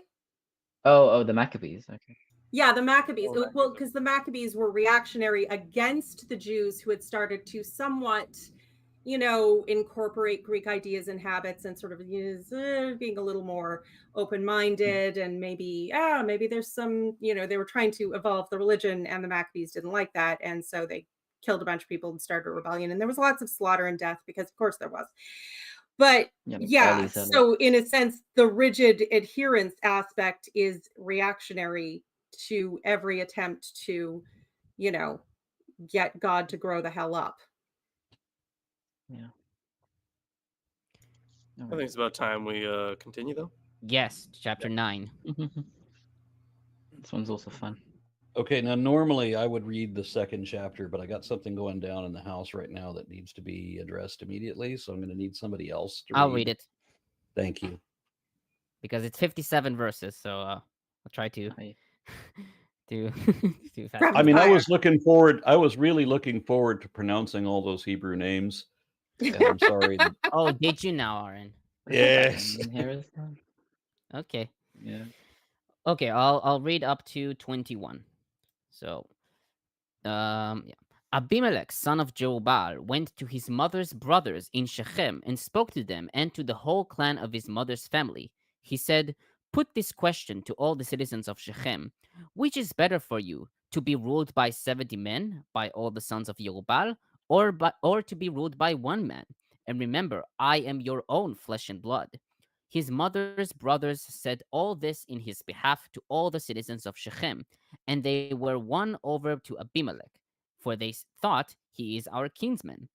They gave him 70 shekels from the temple of Baal Berit, and with this Abimelech hired some worthless and reckless fellows, and they followed him.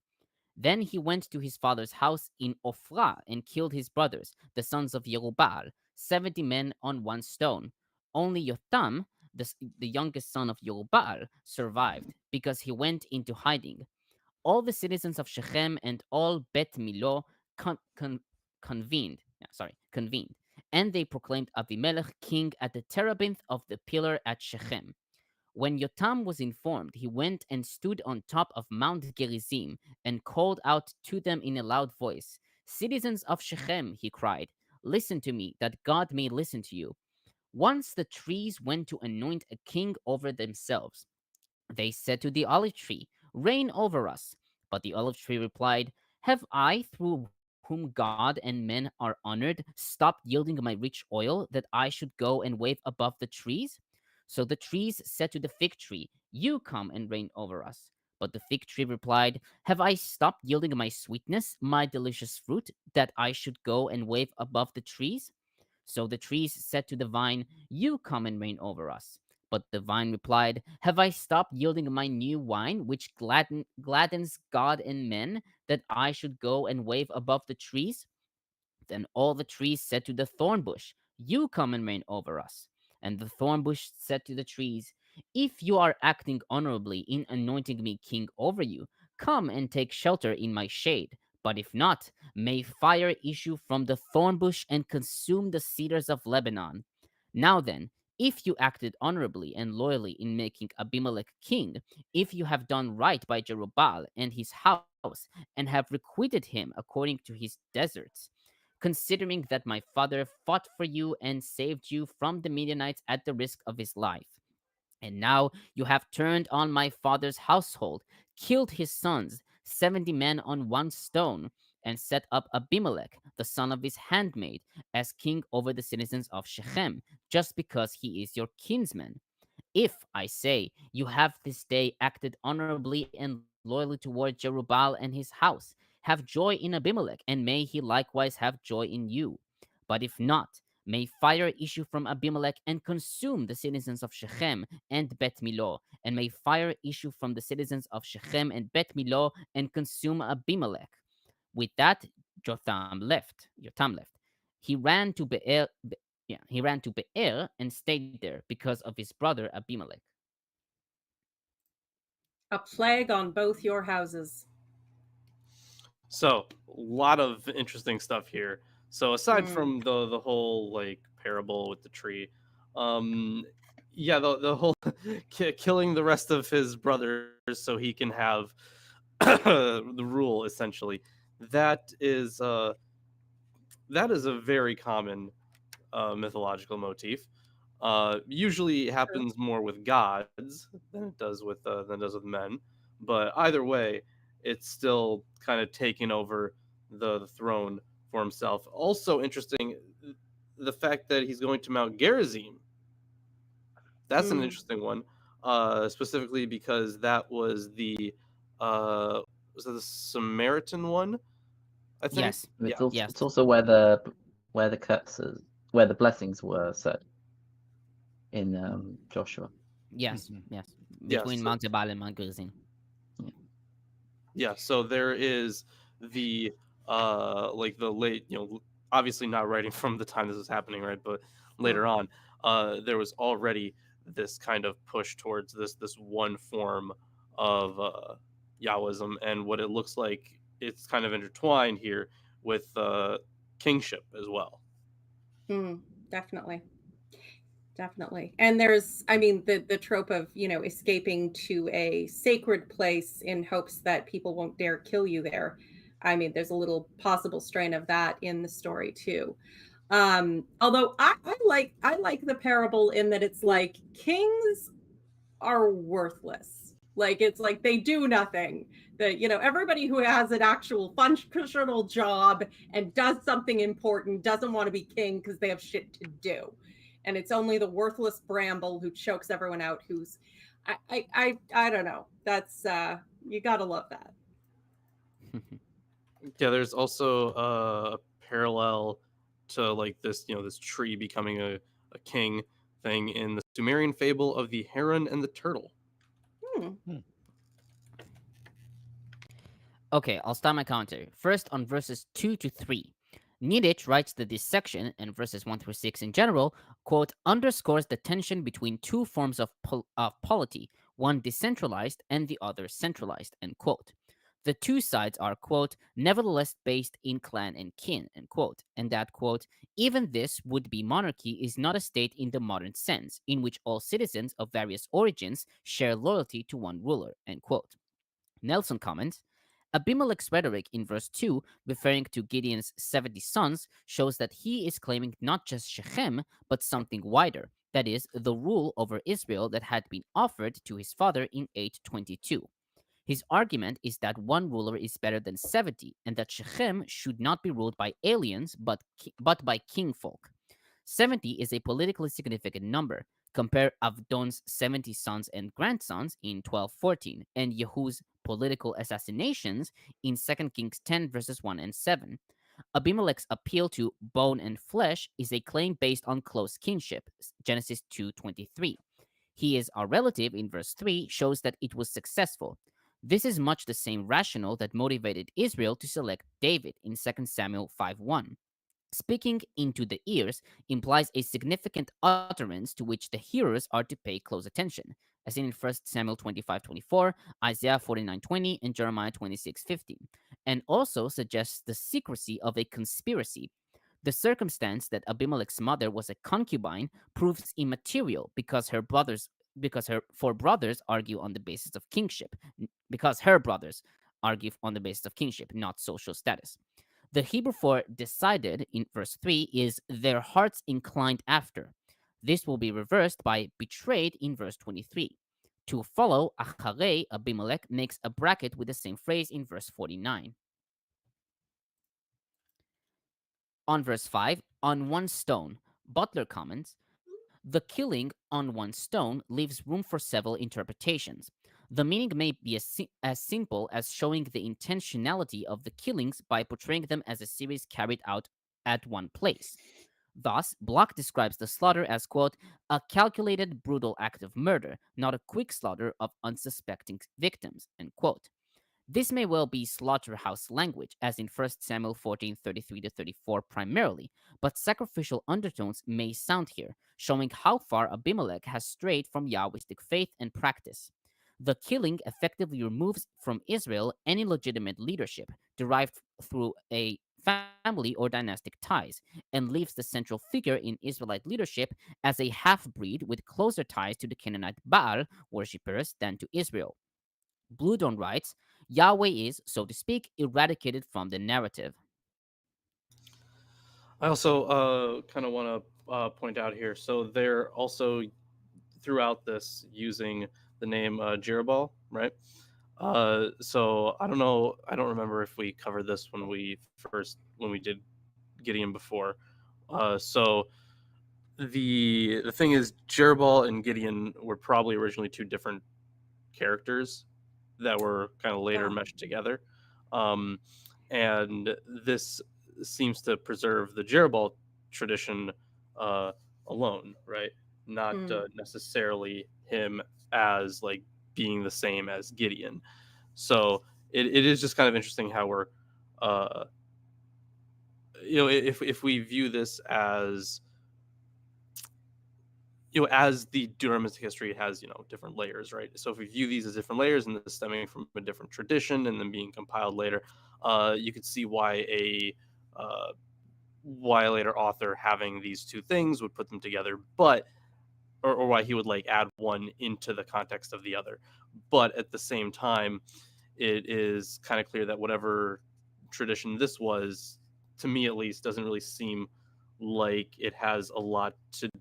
I mean, there is like the saving him from Midian, right? I guess that would be a connection. Never mind then. But either way, it is interesting that they're using the Jerubal name instead of Gideon. Is there something similar? Because it kind of has to be, right, with the if you're doing the context of the was it ball of the covenant, right? So I guess it would make sense. Yeah, I was gonna say, because earlier, isn't there also El Berith? Yeah, and the thing is, they may or may not be the same one. Like as in El Berith and Baal Berith, they may or may not be the same one. Gotcha. Now on that, sorry, I heard Lilith wanted to say something. Please do. Okay, now on verse 5, Yotam. Amit writes that Yotam is a theophoric name composed of Yo, Yahweh, and Tam, perfect, and thus Yahweh is perfect. She writes that this name has a symbolic meaning and fits the purpose of its owner, to prove to the citizens of Shechem and to hint towards the justice that will be revealed. Smith and Bloch-Smith note that the name compares with Ugaritic Iltim, or Iltem, El is perfect. They note that, quote, the prefix theophoric element Yo is sometimes regarded as Northern Hebrew. However, the names belong also to a southern king, Yotam, in 2 Kings 15:7, and to Yo prefix is attested on personal names in 8th to 7th century inscriptions from the southern sites of Ramat Rachel and Beth Shemesh. Ramat Rachel. I mean, is it possible that the name is referring to his role in the story as an orphan? Is he an orphan? He's the last one left alive.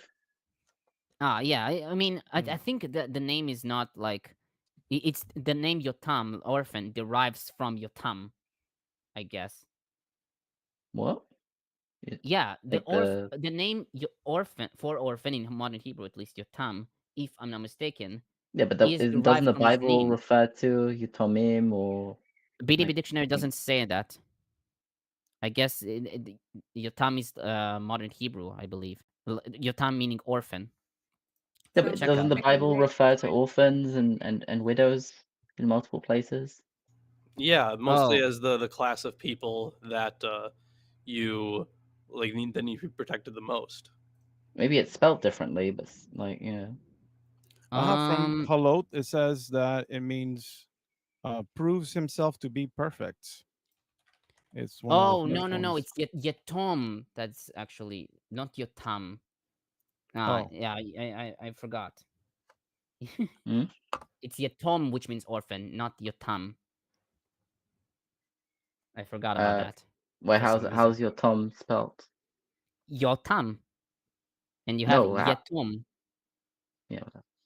I thought his name was like, oh, here's a name that sounds like a name, but is also alludes to I him mean, being an orphan, but maybe not. I think there may be a kernel of truth to this, but if we're talking about like, yeah, I think there may be a kernel of truth to this, but I need to check. Okay. Oh yeah. So Smith and Bloch-Smith, they note the name evidently plays on the biblical Hebrew yatom, orphan, in view of the narrative's description of Abimelech's murder of all of Yotam's brothers. Yeah. So Yeah, that would make sense. yeah. Yeah. Sorry, I missed it. But yeah, you're right. It is a real name, and it does come commentary? up again. No, I just forgot about the Yatom and Yotam. You confused me. Okay. That's okay. Now on verse 6, the great tree at the pillar in Shechem. Hebrew Bible reads Elon Mutzav. The exact meaning of Mutzav is unclear. Alexandrinus reads the acorn tree of placing, Vulgate by the oak that stood in Shechem, Targum near the valley of the pillar, which the traditional commentators follow. Some commentators, such as Sojin, Bloch, and Niditch, amend the word to read Matzeva, standing stone. Fernández-Marcos, however, writes that there is no need to change the MT, and that, quote, the different reading of the versions can be explained as attempt to interpret this rare word by means of other easier words of the same or a similar root. Yeah, I mean, it definitely doesn't have to be a standing stone, right? But either way, it seems like an important ritualistic place. I think it looks like the Smiths translate this as Oak of Embankment. Yeah, okay. So on verse 7, the top of Mount Gerizim. Amit comments, there is no possibility that the residents of Shechem could hear sayings carried out from the top of Mount Gerizim. Not only does the writing not explain where the residents of Shechem were at during that time, but before us, we probably have a literary model of calling from a high place, specifically a mountaintop.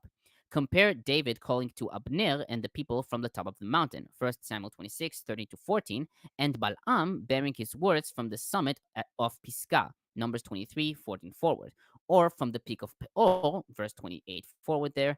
Compare Isaiah 42:11, quote, call out from the peaks of the mountains, end quote. Sasson writes that some propose that he stood on a projecting crag, with Bolling translating Yotam stood on a promontory. Promontory. Yeah. So the idea High being he point or stood on the cliffside and yelled down to them from, hopefully out of bow shot or slingshot range. A longer version of a plague on both your houses. there's a fell I'm voice not so on the sure if air. you can actually understand someone saying all that from a mountaintop. I mean, you could probably hear them yelling or something, but could you actually make out what they're saying? Oh my I god, don't yeah, think it's so. like that scene in Kung Fu Panda 2 where Po is on top of one of the buildings and he's shouting down to Lord Shen, and he's like, "What? What?" You can't hear him. It's like, "What's he saying?" Yeah. Yeah. It's I love subverting tropes. Yeah, it's like a beautiful story. You have this dramatic standing on a cliffside. Oh, and who knows? There might be points of resonance in the mountain where you would get kind of a dome effect behind you, and your voice would carry out. That that hypothetically could exist at certain points, and maybe a scout would know those points. But yeah, this is obviously a little more narratively driven, and there's not enough good narrative driven stuff in this book so far, so I'm not going to complain.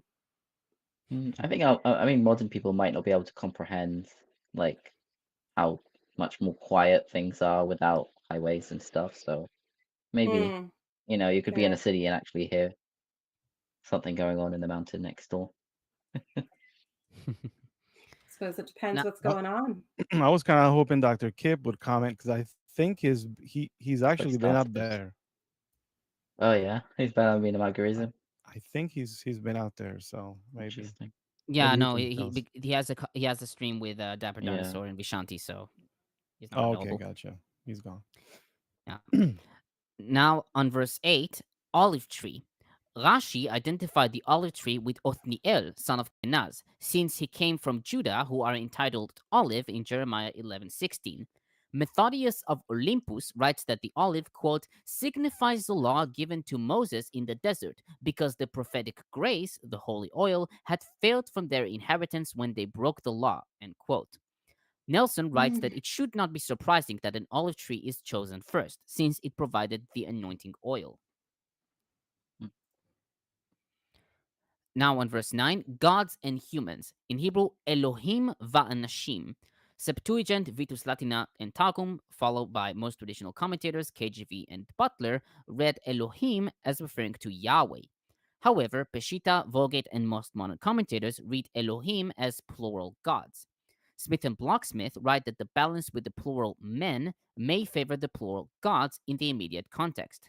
They note the appearance of gods and men in other languages, such as Hittite, Ugaritic, Zinjili, Aramaic, and Greek. They write, however, that, quote, without any verbal forms in this context showing whether it is taken as singular or plural, Elohim here could be read later as a reference to God, capital G God, or originally as a reference to a single deity. I think it makes sense that it's referring to multiple gods because when it talks about the wine, it says, gladdens gods and wine. That makes more sense to me. Unless it's referring to like libations and God is gladdened by libations. But Well, he might be. I don't know if that I'm saying I maybe don't know he's if that just language is used in the drunk. Bible. But yeah, it's no, fair enough. And that's, one of the things I really appreciated about when Dr. Kip was on and had his own translation of a certain section, the Song of Moses, I think it was, he preserved the original polytheism in it. And we are dealing with translations where everyone has done everything possible to sort of smooth it out. And, we're being honest about the fact that when this was written and the time that it's speaking of was absolutely polytheistic, unapologetically so, but that there's, these efforts later on to champion henotheism that then eventually turns into monotheism. The other thing too is that it seems like what's in mind here with the honoring with the wine is more like libations. So I'm not so sure. Does Yahweh get wine libations? Because if not, then it's the word is certainly referring to other gods or deities who would. Oh, you're talking about verse 13, right? Uh, Because I was referring to verse 8 to 9, which is the verse oil. 9. Yeah, through whom God and but man it doesn't are talk honored. about. Yeah, but it doesn't talk about wine. So I think you're referring to 13. Yeah, in 13 it mentions the wine, but I'm just thinking it's like similar language where it says, Hamasameach Elohim. Oh, okay. So yeah, the Or gladdens happy. gods and men. Even oils too, right? No, 9 seems more like an anointment thing. Well, 9 is what's going in? In the absence of our illustrious leader, I might say we need to keep reading, but I also want to know if he's okay. I mean, I hope so. I mean, the most I could do is text him. He's on mute. Well, at the moment, Lawrence is our leader. Yes, that is perfectly accurate. Yeah. The thing is, no one knows. The problem is that no one knows where he is. I think every day he goes to different. Here speaking of, we can't hear him. He's okay. You're muted. He's okay. Looks like he's drilling. Yeah. Yeah, the dogs tore down the barricade that keeps them in their part of the house, and they got into the main part of the house, and I could hear all of the calamity, and I'm putting the barricade back up and making it stronger. Thanks for letting us know you're okay. Oh, mute. You mute yourself, Aaron. Aaron, please. Oh no. Come back. Oh, I thought he had the earphones in. Yeah, he probably can hear us. Yeah, Okay, I'll be right cool. back, guys. And I'll continue on that same verse. Hold sway over the trees. In Hebrew, lanua al ha'etzim, literally to wave over the trees. This statement reoccurs in the fable, verses 11 and 13. Nelson writes that the root nun vav ein, which suggests shaking or quivering, is an appropriate way of imagining how a tree would dominate others by waving above them. Smith and Bloch-Smith comment, while the root nun vav ein could bear a positive sense, compare the English to hold sway, the parable sounds ominous when considered in the light of the images in Isaiah 7:2 and Nehemiah 3:12. Reading in light of this usage, the word might be, quote, a sarcastic comment on royal dignity, end quote, according to A.D. Crown, end quote. Alexandrinus reads, to rule the trees, and Targum exercise kingship. On verse 9, fig tree. Rashi took the fig tree to symbolize Deborah. Methodius writes that the fig tree, quote, on account of its sweetness and richness, represents the delights of man, which he had in paradise before the fall, end quote. And Butler comments, fig trees often symbolize peace, safety, and prosperity, as seen in 1 Kings 4:25, in Hebrew 5:5, Micah 4:4, and Zechariah 3:10. E.C. Hostetter writes, when first ripe, a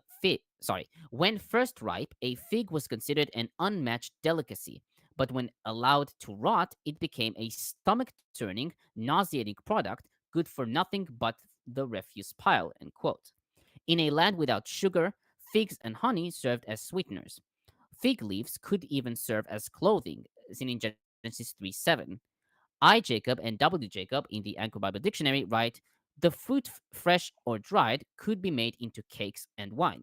The leaves were woven into baskets, dishes, and umbrellas. Medicinally, the fruit proved an effective laxative and tonic, as well as a poultice. The fruit, pounded into a pulp, was used by King Hezekiah to cure a malignant swelling, end quote. On verse 12, vine. Rashi took the vine to symbolize Gideon, since he was from the tribe of Joseph, who is called a fruitful bough in Genesis 49:22, and Targum Onkelos there. And Targum Onkelos there, who reads like a vine. Methodius writes that the vine, quote, signifies the change produced from fear and anxiety into joy, end quote.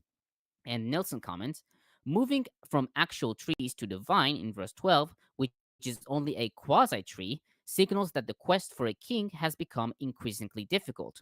The vine is not really a tree and is too low to sway over the trees. Still, after the fig tree, the vine seems to be an expected follow-up for the olive tree as something else which makes human life worth living and cheers the gods as a libation offering, as seen in Psalms 46:5, 104:15, Micah 6:15, and Ecclesiastes 10:19. In Ugaritic literature, wine makes gods merry in mythic banquets. On verse 13, cheers both gods and humans. Some translations, reading Elohim as God, capital G God, were troubled by the apparent anthropomorphism here. Alexandrinus reads, the good cheer of men which comes from God. Targum, my wine from which libations are offered before the Lord and in which the chiefs rejoice. And Symmachus, the merriment of the men. On verse 14, the thorn bush, Hebrew atad. Sasson writes that atad is a term in the Hebrew Bible that refers to a variety of plants with prickles or spines. In contrast to the other trees, the atad is useless except to stick and prick, according to Butler. Smith and Bloch-Smith comment, the picture evoked by this plant is decidedly negative. It highlights the problematic nature of the analogous human figure, in this case Abimelech, a thorny character, quote unquote. Unlike the other plants that mark the fertility of the land, this one is perhaps, quote, an apt symbol of wilderness, end quote, according to Matthews. Accordingly, the offer is characterized as, quote, nothing but sheer mockery, end quote, according to Henschel. The conditions expressed in this verse, as well as the acceptance of its offer on the part of the other trees, sound ominous. Within the larger context of the story, the reference to this plant negatively echoes the coronation ceremony of Abimelech that takes place in verse 6 at the terebinth. The story has been considered anti-monarchic in general, but this is hardly explicit, end quote. And Methodius writes that the bramble, quote, aptly refers to the law that was given to the apostles for the salvation of the world, end quote. Oh God! When we miss town, we always There's have also a origin. tradition. There's also a tradition that the parables referring to prior judges. So the olive tree is referring to Othniel I mentioned because that he was from. with You Rashi. did? Yes, with I don't Rashi. remember. Oh, you did. You never Did listen. you do that at the beginning? I was focusing on the small parts. Okay. I didn't hear you doing an overarching bit. Oh, I did. I didn't pay attention to that one. Okay. Okay, cool. Yeah, now on verse 15, Amit notes that the Lebanon trees are considered tall and robust, in contrast to the thorn bush. Sasson notes that there are passages in prophetic lore in which the anger of God burns forests, as seen in Jeremiah 11:16, 21:14, and Ezekiel 15:6.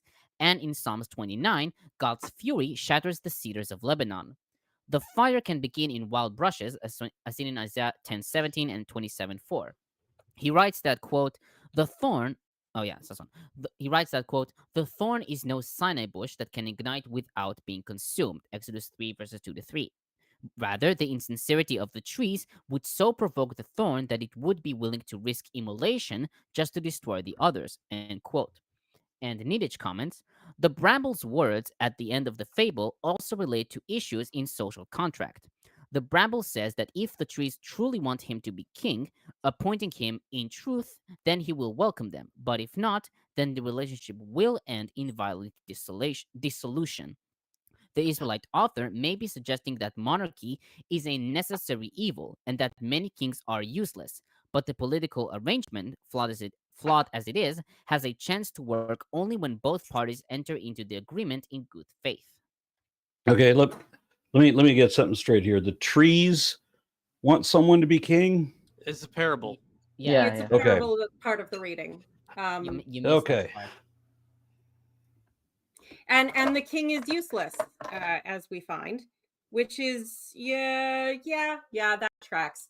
The king doesn't Yeah. really do anything functional, and everybody who has a job doesn't want the job. Just like was it Neil deGrasse Tyson who said, people have asked you if you were president, and he's like, I don't want to be president. I never want to be president. I have a job. I'm busy. Yeah. No. I have another set of appropriate sized wood screws and another sheet of plywood, and once I find them, I'm going to barricade that door, that gate, so that dogs cannot see cats on the other side of the gate, Aww. because these dogs have not figured out that cats are friends, Oh not dear. food. Yeah. So You I'm should going to put up hide all the- now they won't be able to see cats walk by, and then they won't have to lose their minds and try to tear through the barricade like that. They chew holes to get through so that they can attack the cats. Hey, it's all evidence of the fall, right? Yeah. Absolutely. Yeah. Well, That's where we get cats are gods. mammalian. That's where we get mammalian piranhas in my living room. Okay. My final comment on this section, on verse 18, Butler comments, a contrast sentence interrupts the narrative structure to lay blame on Jotham's audience. The narrative audience is simply lords of Shechem in verse 7. They may have some kind of political or military alliance with Israel, as seen in Genesis 34 and Joshua 24. But they worship and act like worshippers of Baal or El, not like loyal devotees of Yahweh. They have chosen Abimelech not on the basis of what his family did for Israel, but on the basis of kinship. And this kinship comes through his mother and Amma, slave girl. Quite a derogatory characterization. Quote, a taunt to diminish Abimelech's legitimacy, end quote, according to Schneider. Still, even they should choose a king on the basis of his gifts for the people, not on the basis of his threats to destroy the people. The narrative says Abimelech killed his brothers in verse 5, but Yotam makes the Shechemite leaders share the blame. They have shown no respect for the family of Jerubbaal and have chosen a bramble-like king who claims more power than he has. That's it for my commentary on this section. Fair enough. Okay. I believe what that verse are we means on? Aaron can read. Yes. What verse are we on? 21. Yeah, 21. 22 technically, we- yeah. But Oh, okay. read read up to 41. Okay. The downfall of Abimelech. Abimelech ruled over Israel for 3 years, but God sent an evil spirit between Abimelech and the lords of Shechem, because God is a dick like that. Mhm. And the lords of Shechem dealt treacherously with Abimelech. This happened so that violence done to the 70 sons of Jerubbaal might be avenged, and their blood laid on their brother Abimelech, who killed them, and the lords of Shechem, who strengthened his hands to kill his brother. The lords of Shechem, who strengthened his hands to kill his brothers. Now, are these? They gave him On the camera. money to hire the mercenaries to murder all his brothers. Mm-hmm. Okay. All right. So when it says Lord, you don't know. Are we talking about the same God playing both sides of the chessboard? We talk about different gods, kings, whatever. All right. So out of hostility to him, the lords sent Shechem set ambushes. The lords of Shechem set ambushes on the mountaintops. They robbed all who passed by them along that way, and it was reported to Abimelech. Now, what verse did you want me to read to? 41. 41. Okay. When Galil, son of Oved, moved into Shechem with his kinfolk, the lords of Shechem put confidence in him. They went out into the field and gathered the grapes from their vineyards, trod them and celebrated. Then they went into the temple of their God, ate and drank, and ridiculed Abimelech. Galil, son of Oved, said, "Who is Abimelech, and who are we of Shechem that we should serve him?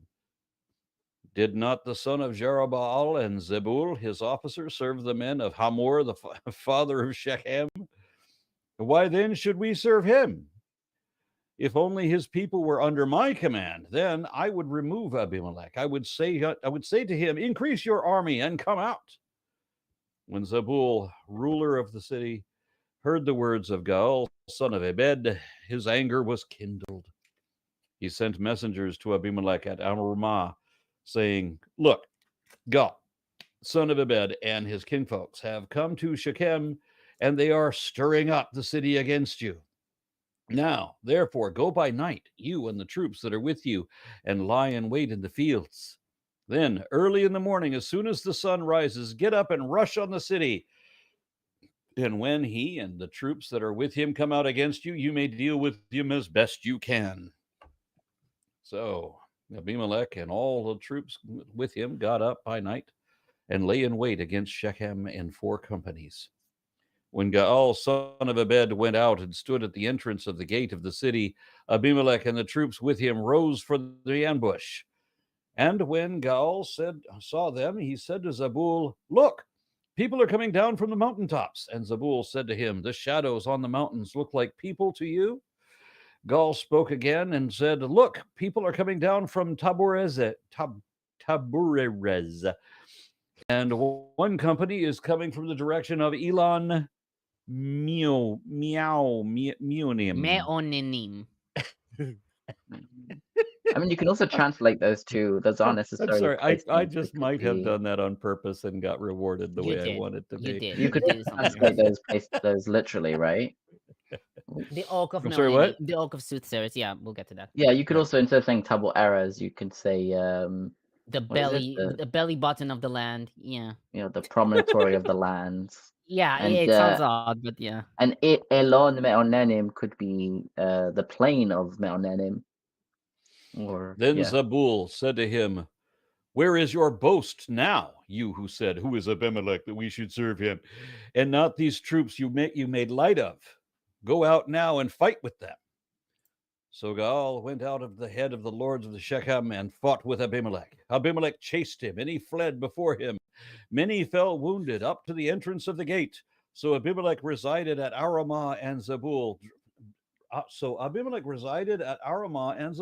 Drove out Galil and his kinfolk, so that they could not live at Shechem. On the what verse going? Yeah, you're done. That's it. Right, right Yeah, here? the Okay. translation you're using isn't great. Yeah. It's somebody's playing both sides here. Gotcha. Or- All right. Eager for So- your commentary, sir. As if. So on verse 23. No, this is a good one. He needs it. Yeah. Now, on verse 23, God stirred up animosity. The Hebrew Bible reads, God sent an evil spirit. This reading is found in early translations. Amit notes that an evil spirit from God changes the course of life of Saul. Seen in 1 Samuel 16:14, 15-23, and 18:10. She notes that 1 Kings 22 verses 19-28 describes how the evil spirit operated. She writes that scripture interprets this change of relations as a divine intervention, working by the measure of justice, as seen in verse 24. And therefore Abimelech must be punished. Niditch comments, such a spirit such a spirit is real in a world in which curses and blessings have physical power and in which the other quote unquote world may intervene in the affairs of human beings. The notion of an evil spirit also captures the psychoanalytical aspect of moods that may sour and relationships that may self destruct without overt cause or motivation. The deity is behind all events, and the theme of political injustice is strongly articulated in Yotam's Mashal, verse 24. Vengeance will be undertaken and justice will prevail. And also, yeah, God loves sending those evil spirits. Sometimes it's an evil spirits, and other times it's like a lying spirit as well. He Yeah. sends those to the prophets and have them speak false prophecy. How much are we to make of this? Like, because so the word is ruach, right? Mhm.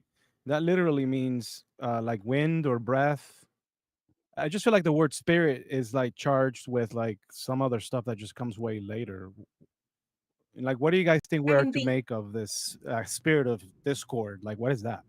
Well, I feel like the way that it's that I've I don't know about the Hebrew, right, but in other places where it talks about these spirits or spirits that act a lot like it, they certainly seem like it wouldn't make a ton of sense for God to send like a lying breath or an evil breath or something like that. Like it could be interpreted that way, but I feel like the understanding in other verses would be diminished if we interpret it that way. Yeah, in fairness, I though, think it's there's definitely a line of connection between breath and air and spirits. Aaron's done videos on this before where you're talking about sort of how the concept of spirit comes in. And definitely the spirit of the Lord, the breath of the Lord, there's times where there's definite overlap in the text and potentially also in the concepts of the text. But yeah, God, it's interesting, the view of justice, the idea of people call out to God, your brother's blood cries out to me from the earth. That God never makes anything better at the time, but he does come in to slaughter the people who did the thing or representatives of them in the name of justice. So it's very retribution. There's no prevention, it's all cure. Now on verse 26, Gaal, son of Oved. Sasson writes that Gaal's name is pretty obscure. He notes that some suggested that it means dung beetle or small or ugly man. Smith and Bloch-Smith write that the name may derive from the root gimel ein lamed, to loathe. They also write that Gaal could mean dung, based on Arabic ju'al and Tigrena ge'el. The word evet can denote a slave or servant and is rendered as such by Butler, who argues that, quote, the ironical style of the passage promotes suspicion that son of a servant is the correct reading here, end quote. Nelson Look writes at my that Evet, darling. Look at my darling newborn baby boy, dung beetle. Nelson writes to that Mr. and Mrs. Beetle, a son dung.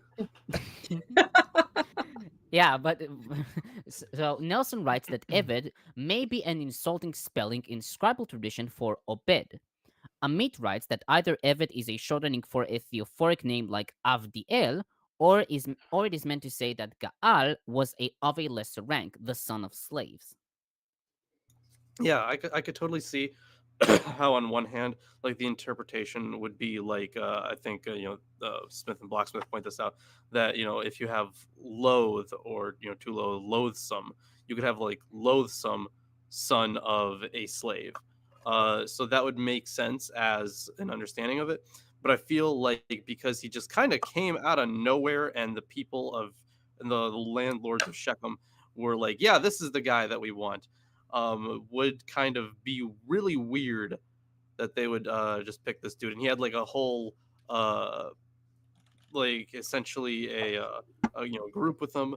So it seems like, at least once we get to the actual fight part, but it seems like if we understood servant as, or Eved, right, as being more of the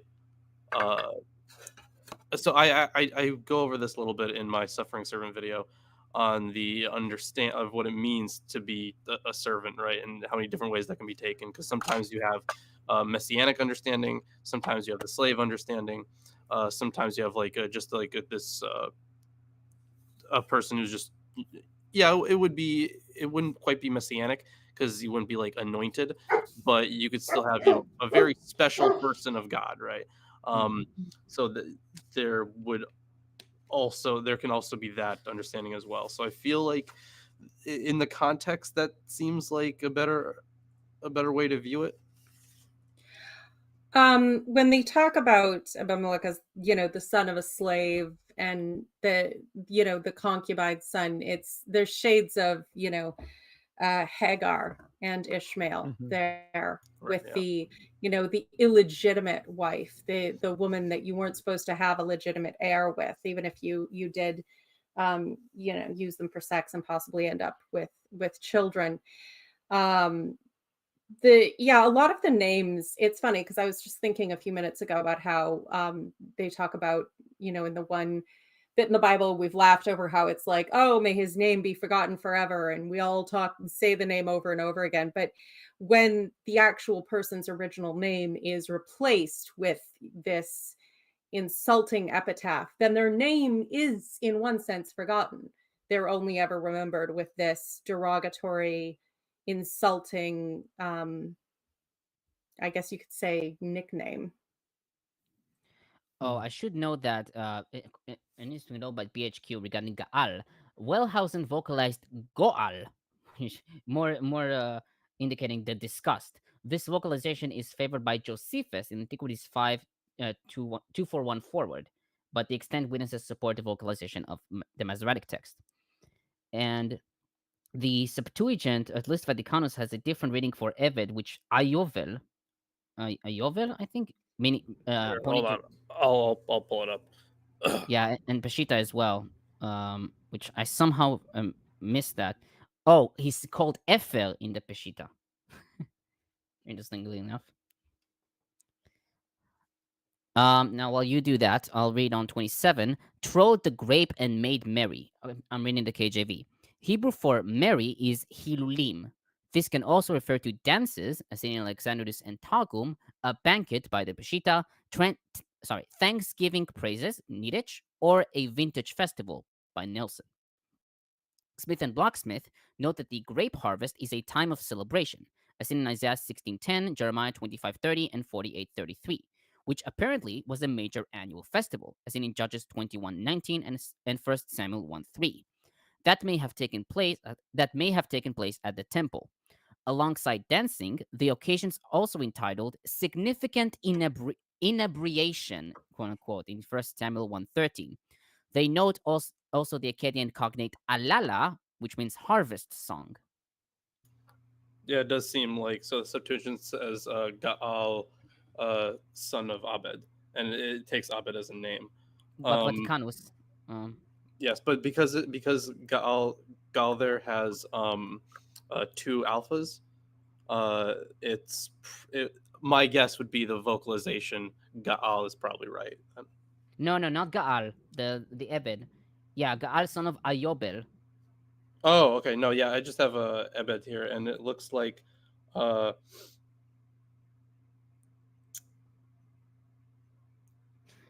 okay. Yeah, so At least in this one, yeah, it's just showing son of Abed. yeah, but the Vaticanus has a Yobel, which Okay. according which Fernández-Marcos writes that, as Moore points out, this is a common initial error of lambda Sorry, for yeah, delta. sorry. This is actually split in two. Like the other, in the other ones, it was split like down the middle, but this one's actually split horizontally. Yeah, so this one, the other one does say Gaal, son of Eobel. Yeah. Yeah, so that's basically a typical Yeah. topography, lambda for lambda, according to Fernández-Marcos. Okay, I'll continue to verse 28. Zebul. Sasson writes that Zebul, which it translates to prince, seems to be an abbreviated version of a name that likely included a divinity, such as Baal Zebul. Niditch writes that Zebul means lofty or exalted. Smith and Bloch-Smith write that Zedbiel or Zebel is a well-known Ugaritic divine title for the gods Baal and Yam, meaning prince, and is attested in Amorite, Punic, and Phoenician personal names. On verse 29, I would say to Abimelech. Hebrew Bible reads, and he said to Abimelech. This reading is preserved in the Peshitta and the Targum. Rashi writes that Gaal spoke before Zebul to inform Abimelech. Titrani wrote that Gaal told Abimelech through a messenger. Kara writes that Gaal boasted and said that if the leaders of Shechem would appoint him to be their leader, he would say to Abimelech, quote, multiply your armies and come out and fight me, end quote. Likewise, Kimchi writes that Gaal said, quote, come out Abimelech with any army you can amass. Whilst I'm here, we shall see what will happen between me and you, end quote. Septuagint reads, I will say to Abimelech. 1Q Judges reads, they said. Voket and Vitus Latina read, it was said to Abimelech. Fernández-Marcos writes that the interpretations of both the Masoretic text and Septuagint are possible, but notes Barthelemy's opinion that Kimchi's interpretation of the passage seems the most plausible. Most commentators follow the MT, with Sasson reading, he then challenged Abimelech, and Nelson, one would say. On verse 31, undercover, in Hebrew, betorma. The precise meaning of this word has been subjected to rigorous debate. Alexandrinus and Vitus Latina read with gifts, reading betoruma. Vaticanus, Targum, and Vulgate, and most traditional commentators read in secret, from the root resh mem he, to deceive. This reading is supported by Butler, Nelson, Sasson, and Fernández-Marcos, who also writes that, quote, it is a typical case where the Masoretes have maintained an exact tradition corresponding to the classic exegesis of the Proto-Masoretic period, end quote. However, others viewed it as a place name. Joseph Kimchi, according to his son David Kimchi, and Gersonides wrote that this refers to Aruma, found in verse 41. Likewise, Abravanel, Amit, Niditch, and Smith and Bloch-Smith take it as a place name, the latter noting that several scholars considered both Torma and Aruma to be an error or variants of the attested place named Orma. Peshitta reads treacherously. On verse 37, from the central hill, in Hebrew, Me'im Tabur Haaretz. The word tabur can refer to navel, and so Tabur Haaretz means the navel of the land. This reading is attested in the Septuagint, Vulgate, and is supported by Kimchi, Nelson, and Niditch. Rashi proposed that it was the highest mountain of them all. Butler notes several identifications for Tabur Haaretz: Mount Gerizim, Ras Tabu, Shechem, or a specific stone object in Shechem. Sasson writes that this does not refer to a place name, but rather, quote, Gaal invokes the phrase metaphorically. People are welling up as if from the pit of the earth. So an exaggeration of the forces stacking up against him, end quote. Targum reads the strength of the land, and Peshitta a cultivated field. And finally, on the diviner's tree, in Hebrew, Elon Me'onenim. The word Me'onenim refers to soothsayers, who are part of those practicing divination, as in Leviticus 19:26 and Deuteronomy 18:10. Butler writes that it is, quote, obviously a cultic location and perhaps one that is unpopulated, end quote. He writes that, quote, in Gaal's eyes, this sets up Abimelech and his troops as a mystified, unconquerable force, end quote. Alexandrinus and Aquila read the Watcher's Oak, probably reading Me'onenim from Ein, which means I.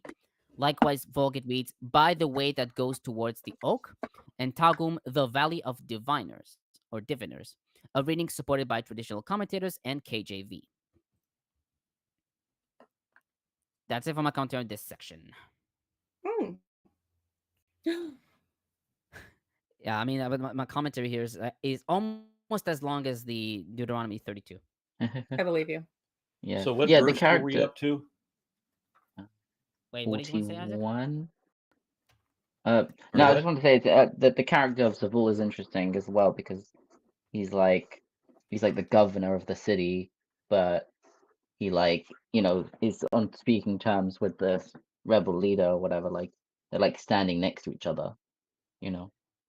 Yeah. Well, I mean, the man comes into his city and is drinking and starts to talk shit about Abimelech, basically. So clearly there's been some unrest fomenting, but he hasn't actually established himself entirely as openly rebelling Yeah, there against seems to be them. like people on both sides, but then in the end of the story, Yeah.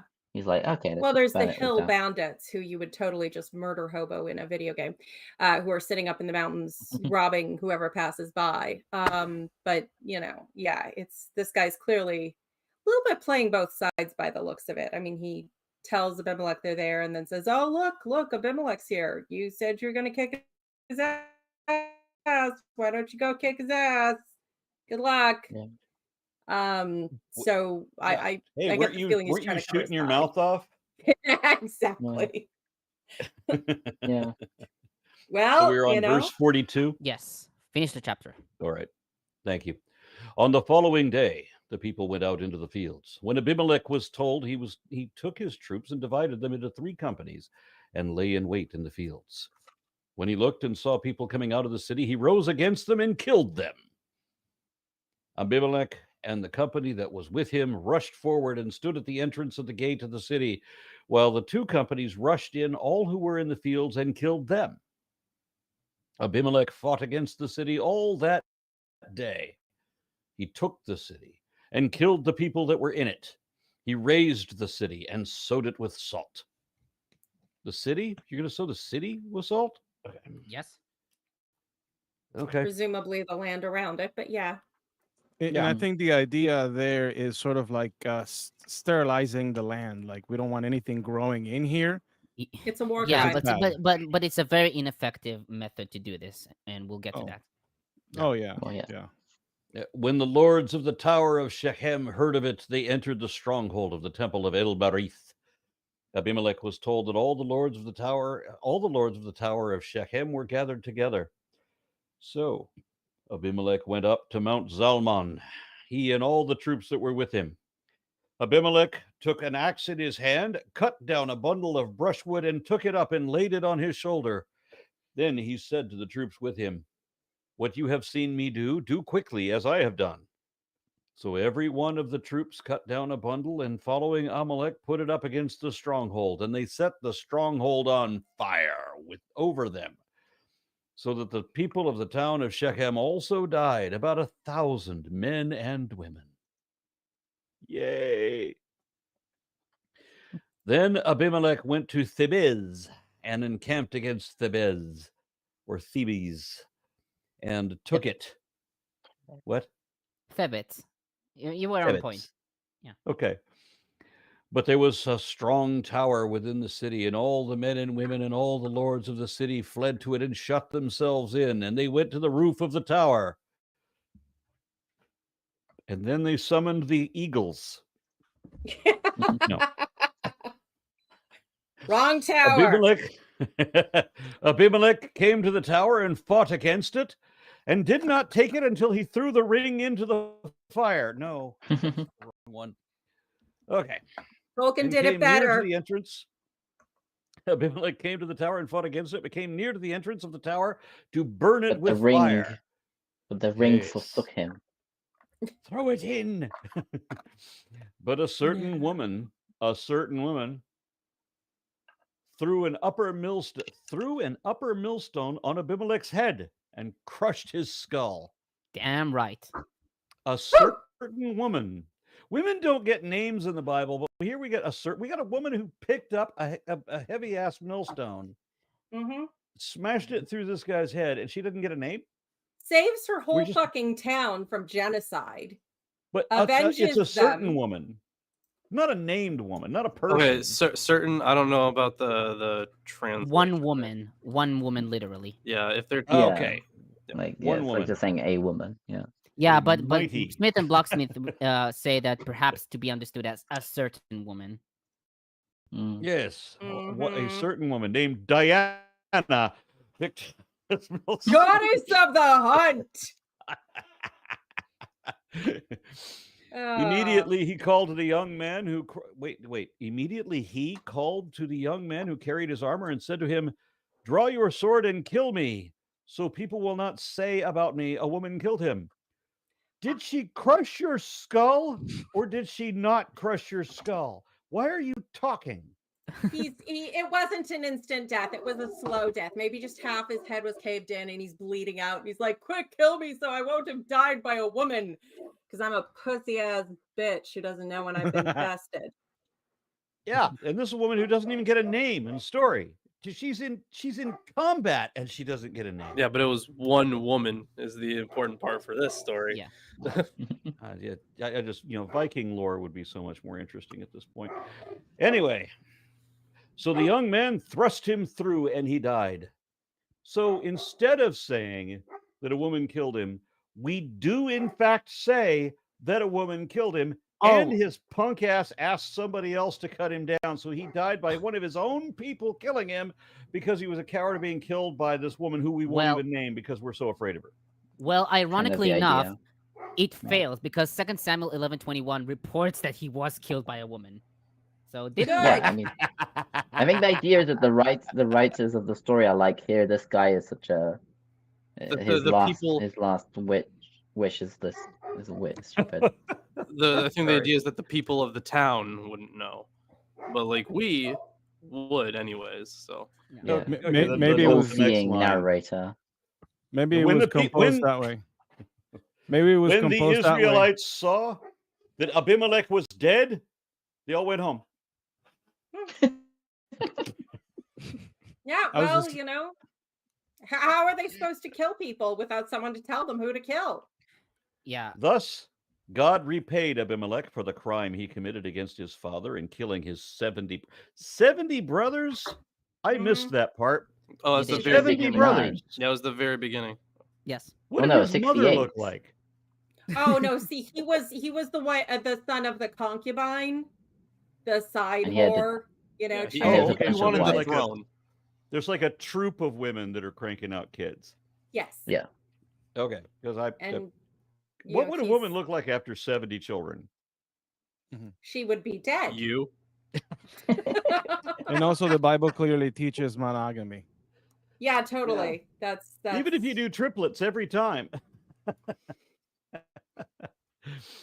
Okay, and God also made all the wickedness of the people of Shechem fall back on their heads. I see what you have on their heads. I see what you did there. Mhm. And on them came the curse of Jotham, son of Jerubbaal. Yeah. I'm having a little bit of trouble believing. Jotham in was this. the guy who made the parable which you missed. And he basically said if you appoint him as king or something, you'll all burn. Yeah. Yeah.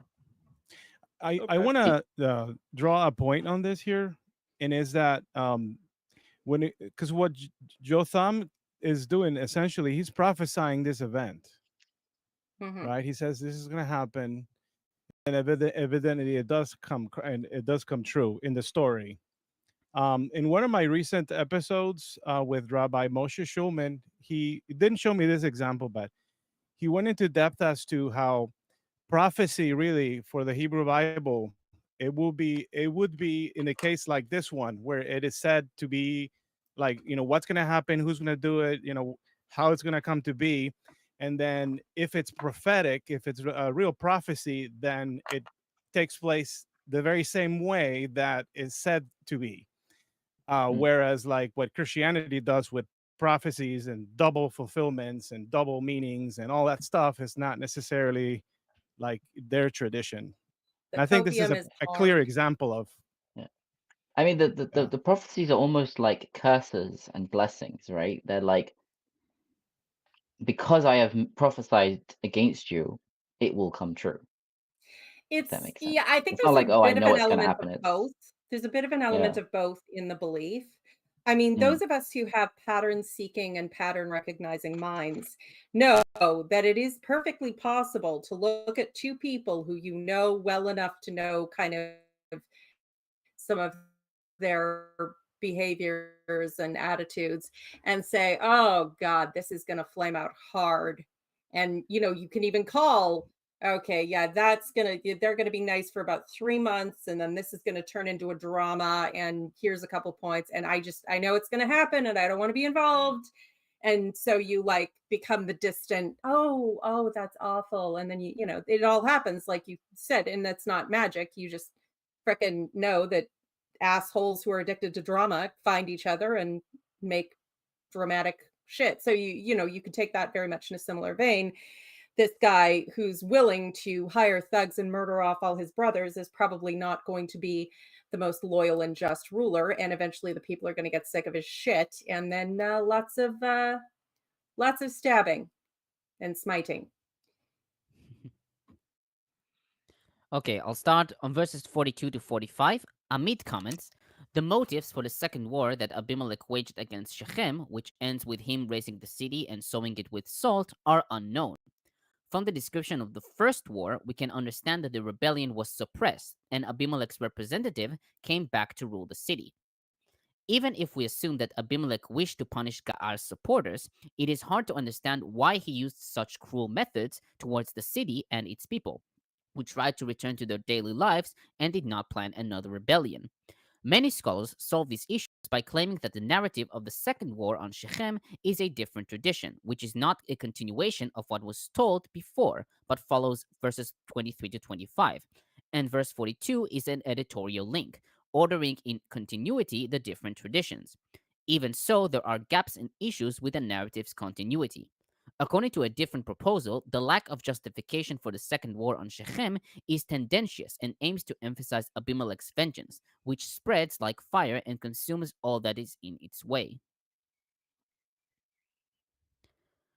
On verse 44, Abimelech and the companies. While the Hebrew Bible reads the companies or columns, in Hebrew harashim, and is attested by Alexandrinus and Theodotion, this creates an issue, since Abimelech divided his men into 3 columns, in verse 43, 2 columns attacked those in the field. So we would have expected that Abimelech had only 1 column. Kimchi wrote that Abimelech did have 1 column, but it is read as plural because it was larger than the other columns. Abravanel wrote that 1 column stayed with Abimelech at the gate, while the others fought. Butler proposed that the plural can be understood as a collective standing for all the troops. However, the reading Abimelech and the company in the singular is attested in the Lucianic recension, Peshitta, Targum, and is favored by Amit, Fernández-Marcos, Nelson, and Smith and Bloch-Smith. On verse 45, scattered salt over it. Some commentators, like Kara, Gersonides, Abravanel, followed by Butler and Nelson, wrote that seeding the city's ground with salt caused it to destroy its fertility, based on Deuteronomy 29:22. Sasson, however, notes that recent research shows that such a method seems unlikely, since salt was expensive and it would have been too costly to waste a large amount of it. Moreover, he writes that reports that salt was spread on the ruins of devastated cities are, quote, proving to be inventions of modern research, end quote. Instead, he writes that this practice was symbolic. Likewise, Amit writes that scattering salt over the land is a symbolic act indicating that the city's destruction is final and it should not be reconstructed, with salt being a symbol of complete destruction and desolation, as seen in Zephaniah 2:9, Jeremiah 18:6, and Psalms 107:34. Smith and Bloch-Smith wrote that Abimelech's act of salting is, quote, evidently the realization of a covenant or a treaty curse, end quote, based on other such treaties like Sephire and Buchan, where salt will be sown if the treaty is violated. They write that, quote, salting denotes the intention that the town and its people will not be revived, end quote. On verse 46, the temple of El Berit. Alexandrinus has Baal instead of El. Likewise, Rashi and Amit wrote that this was the same place as Baal Berit. This reading is favored by Fernández-Marcos and Nelson, writing that the change from Baal to El was for theological reasons, given the many attempts to polemize against Baal in the Bible. Smith and Bloch-Smith, however, questioned the reasoning behind this change and prefer to see MT as the older tradition. Likewise, Butler, Niditch, and Sasson preserve the MT. On verse 48, Mount Salmon. The exact identity of this mountain is unclear. Vaticanus and Lucianic Recension Vaticanus and Lucianic Recension identify it with Mount Hermon, which is unlikely since it's located far north of Shechem. Butler, citing Gas, writes that it is usually located either at Gebel el Kabul or at Gebel She Silman, but there is no sufficient evidence for either of them. Instead, Gas sees Mount Salmon as a symbolic name, describing the light-colored fire coming from the dark mountain, since Salmon means dark. Likewise, Nelson, Sasson, and Smith and Bloch-Smith take Mount Salmon to be a nickname. On he took an axe, the Hebrew Bible reads hakardumot. The word kardom refers to an axe or an adze, as seen in Jeremiah 46:22, Psalm 74:5, BDB Dictionary, and Halot. MT reads he took the axes, plural. While this reading is attested by the Vaticanus, Targum, and the Targum, Fernández-Marcos writes that there is no evidence in biblical Hebrew that the plural was used of a single axe. Alexandrinus, Vulgate, and Peshitta read axe singular. This reading is favored by Amit and Nelson, but the latter notes that the plural can refer to a two-edged axe. On verse 49, about 1,000 men and women also died. Sasson writes that, quote, it boggles the mind that any character with a fortified area would have room for 1,000 refugees, but the number is not exorbitant by the standard of judges, end quote. He notes that Josephus in Antiquities 5:250 writes that 1,500 men died, and the rest were a great number also, end quote. Smith and Bloch-Smith write that the inclusion of women, quote, highlights the complete and horrific nature of Abimelech's violence, end quote. On verse 53, an upper millstone, in Hebrew, pelach rechev, Amit notes that Chazal in Midrash Tanchuma Buver Vayira 28 emphasize the principle of retribution and connect this stone with the murder of his brothers. Quote, the Holy One said to Abimelech, O wicked one, you have arisen and killed your brothers, 70 men on one stone, in verse 5. Woe to that man, for thus Solomon has spoken, the one who digs a pit will fall into it, Ecclesiastes 10:8. Accordingly, he also was not killed other than by means of a stone, as stated, then a certain woman cast a millstone, etc. On verse 54, Abravanel writes, and he, since he sensed his death, wished for his attendant to kill him, lest they'll say that a woman killed him. And this truly was greatly stupid, for the shame of a woman killing him is only applicable when he is fighting on the battlefield against a woman, hand to hand. He shall not be exonerated, since the woman prevailed over him with her strength. But when a stone is thrown from the tower upon his head, who cares whether it was a woman or a man, and what shame is there from it? End quote. And Nelson notes that, quote, I love that the commentator it says, who cares? yeah. Yeah, I mean, the thing is, I would have thought that being like dying in a battlefield from something fell on your head, like that itself should be embarrassing, no?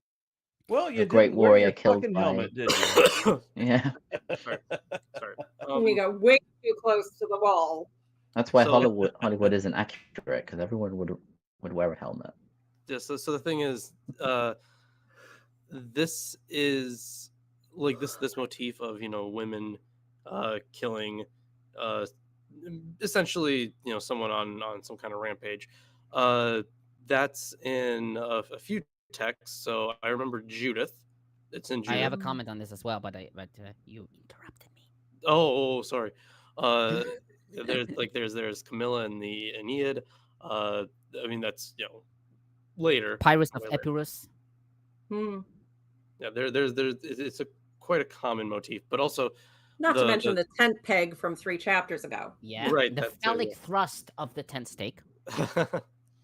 So yeah, it does happen quite a bit, and it was the idea of the millstone too, right? Because the milling, kind of grinding grain, was it is usually seen in the ancient world as being a woman's job. There were rooms that were specific rooms in households that were specifically dedicated to milling, and that's where you kept your millstones. So yeah, this guy died when a woman threw her millstone at him.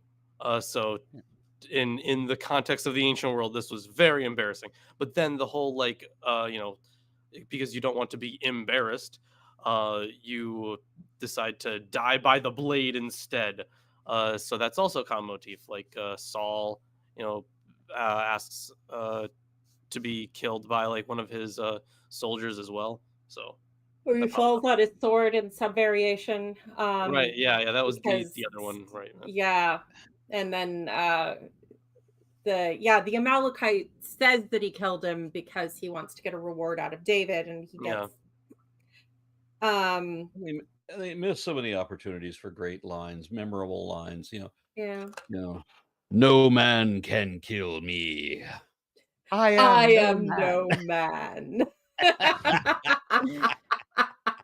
Well, and there's the whole thing with the tree, the shadow. Oh, there's men coming out. Oh, are you mistaking the shadows of the mountain for men? It's, hints of Macbeth, and the forest has risen up against me. The soldiers with the branches and everything. There's some really good tropes in there that could have been much better written. Yeah. I haven't finished my commentary. I now feel sincerely guilty about having maligned you, Tomer. Don't. No. Okay, on verse 54, I'm still on that same verse. Nelson notes that, quote, such a death is a typical narrative move. Pyrrhus of Epirus, for example, was supposedly killed by a roof tile thrown down by a woman, according to Plutarch in Life of Pyrrhus 34:2. Like the original readers, Abimelech is a product of a culture of honor and shame, and so seeks to avoid, why did I write it twice? And so seeks to avoid the dishonor of being killed by a woman. Compare 4:9 and 1 Samuel 31:4, end quote.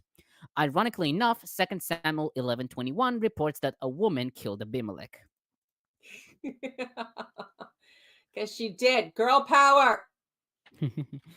Okay, and finally, verses 56 to 57, Sasson notes that the statement, everyone in Israel went back home, seems especially incongruous, given the local nature of the fight between Abimelech and his ex-allies.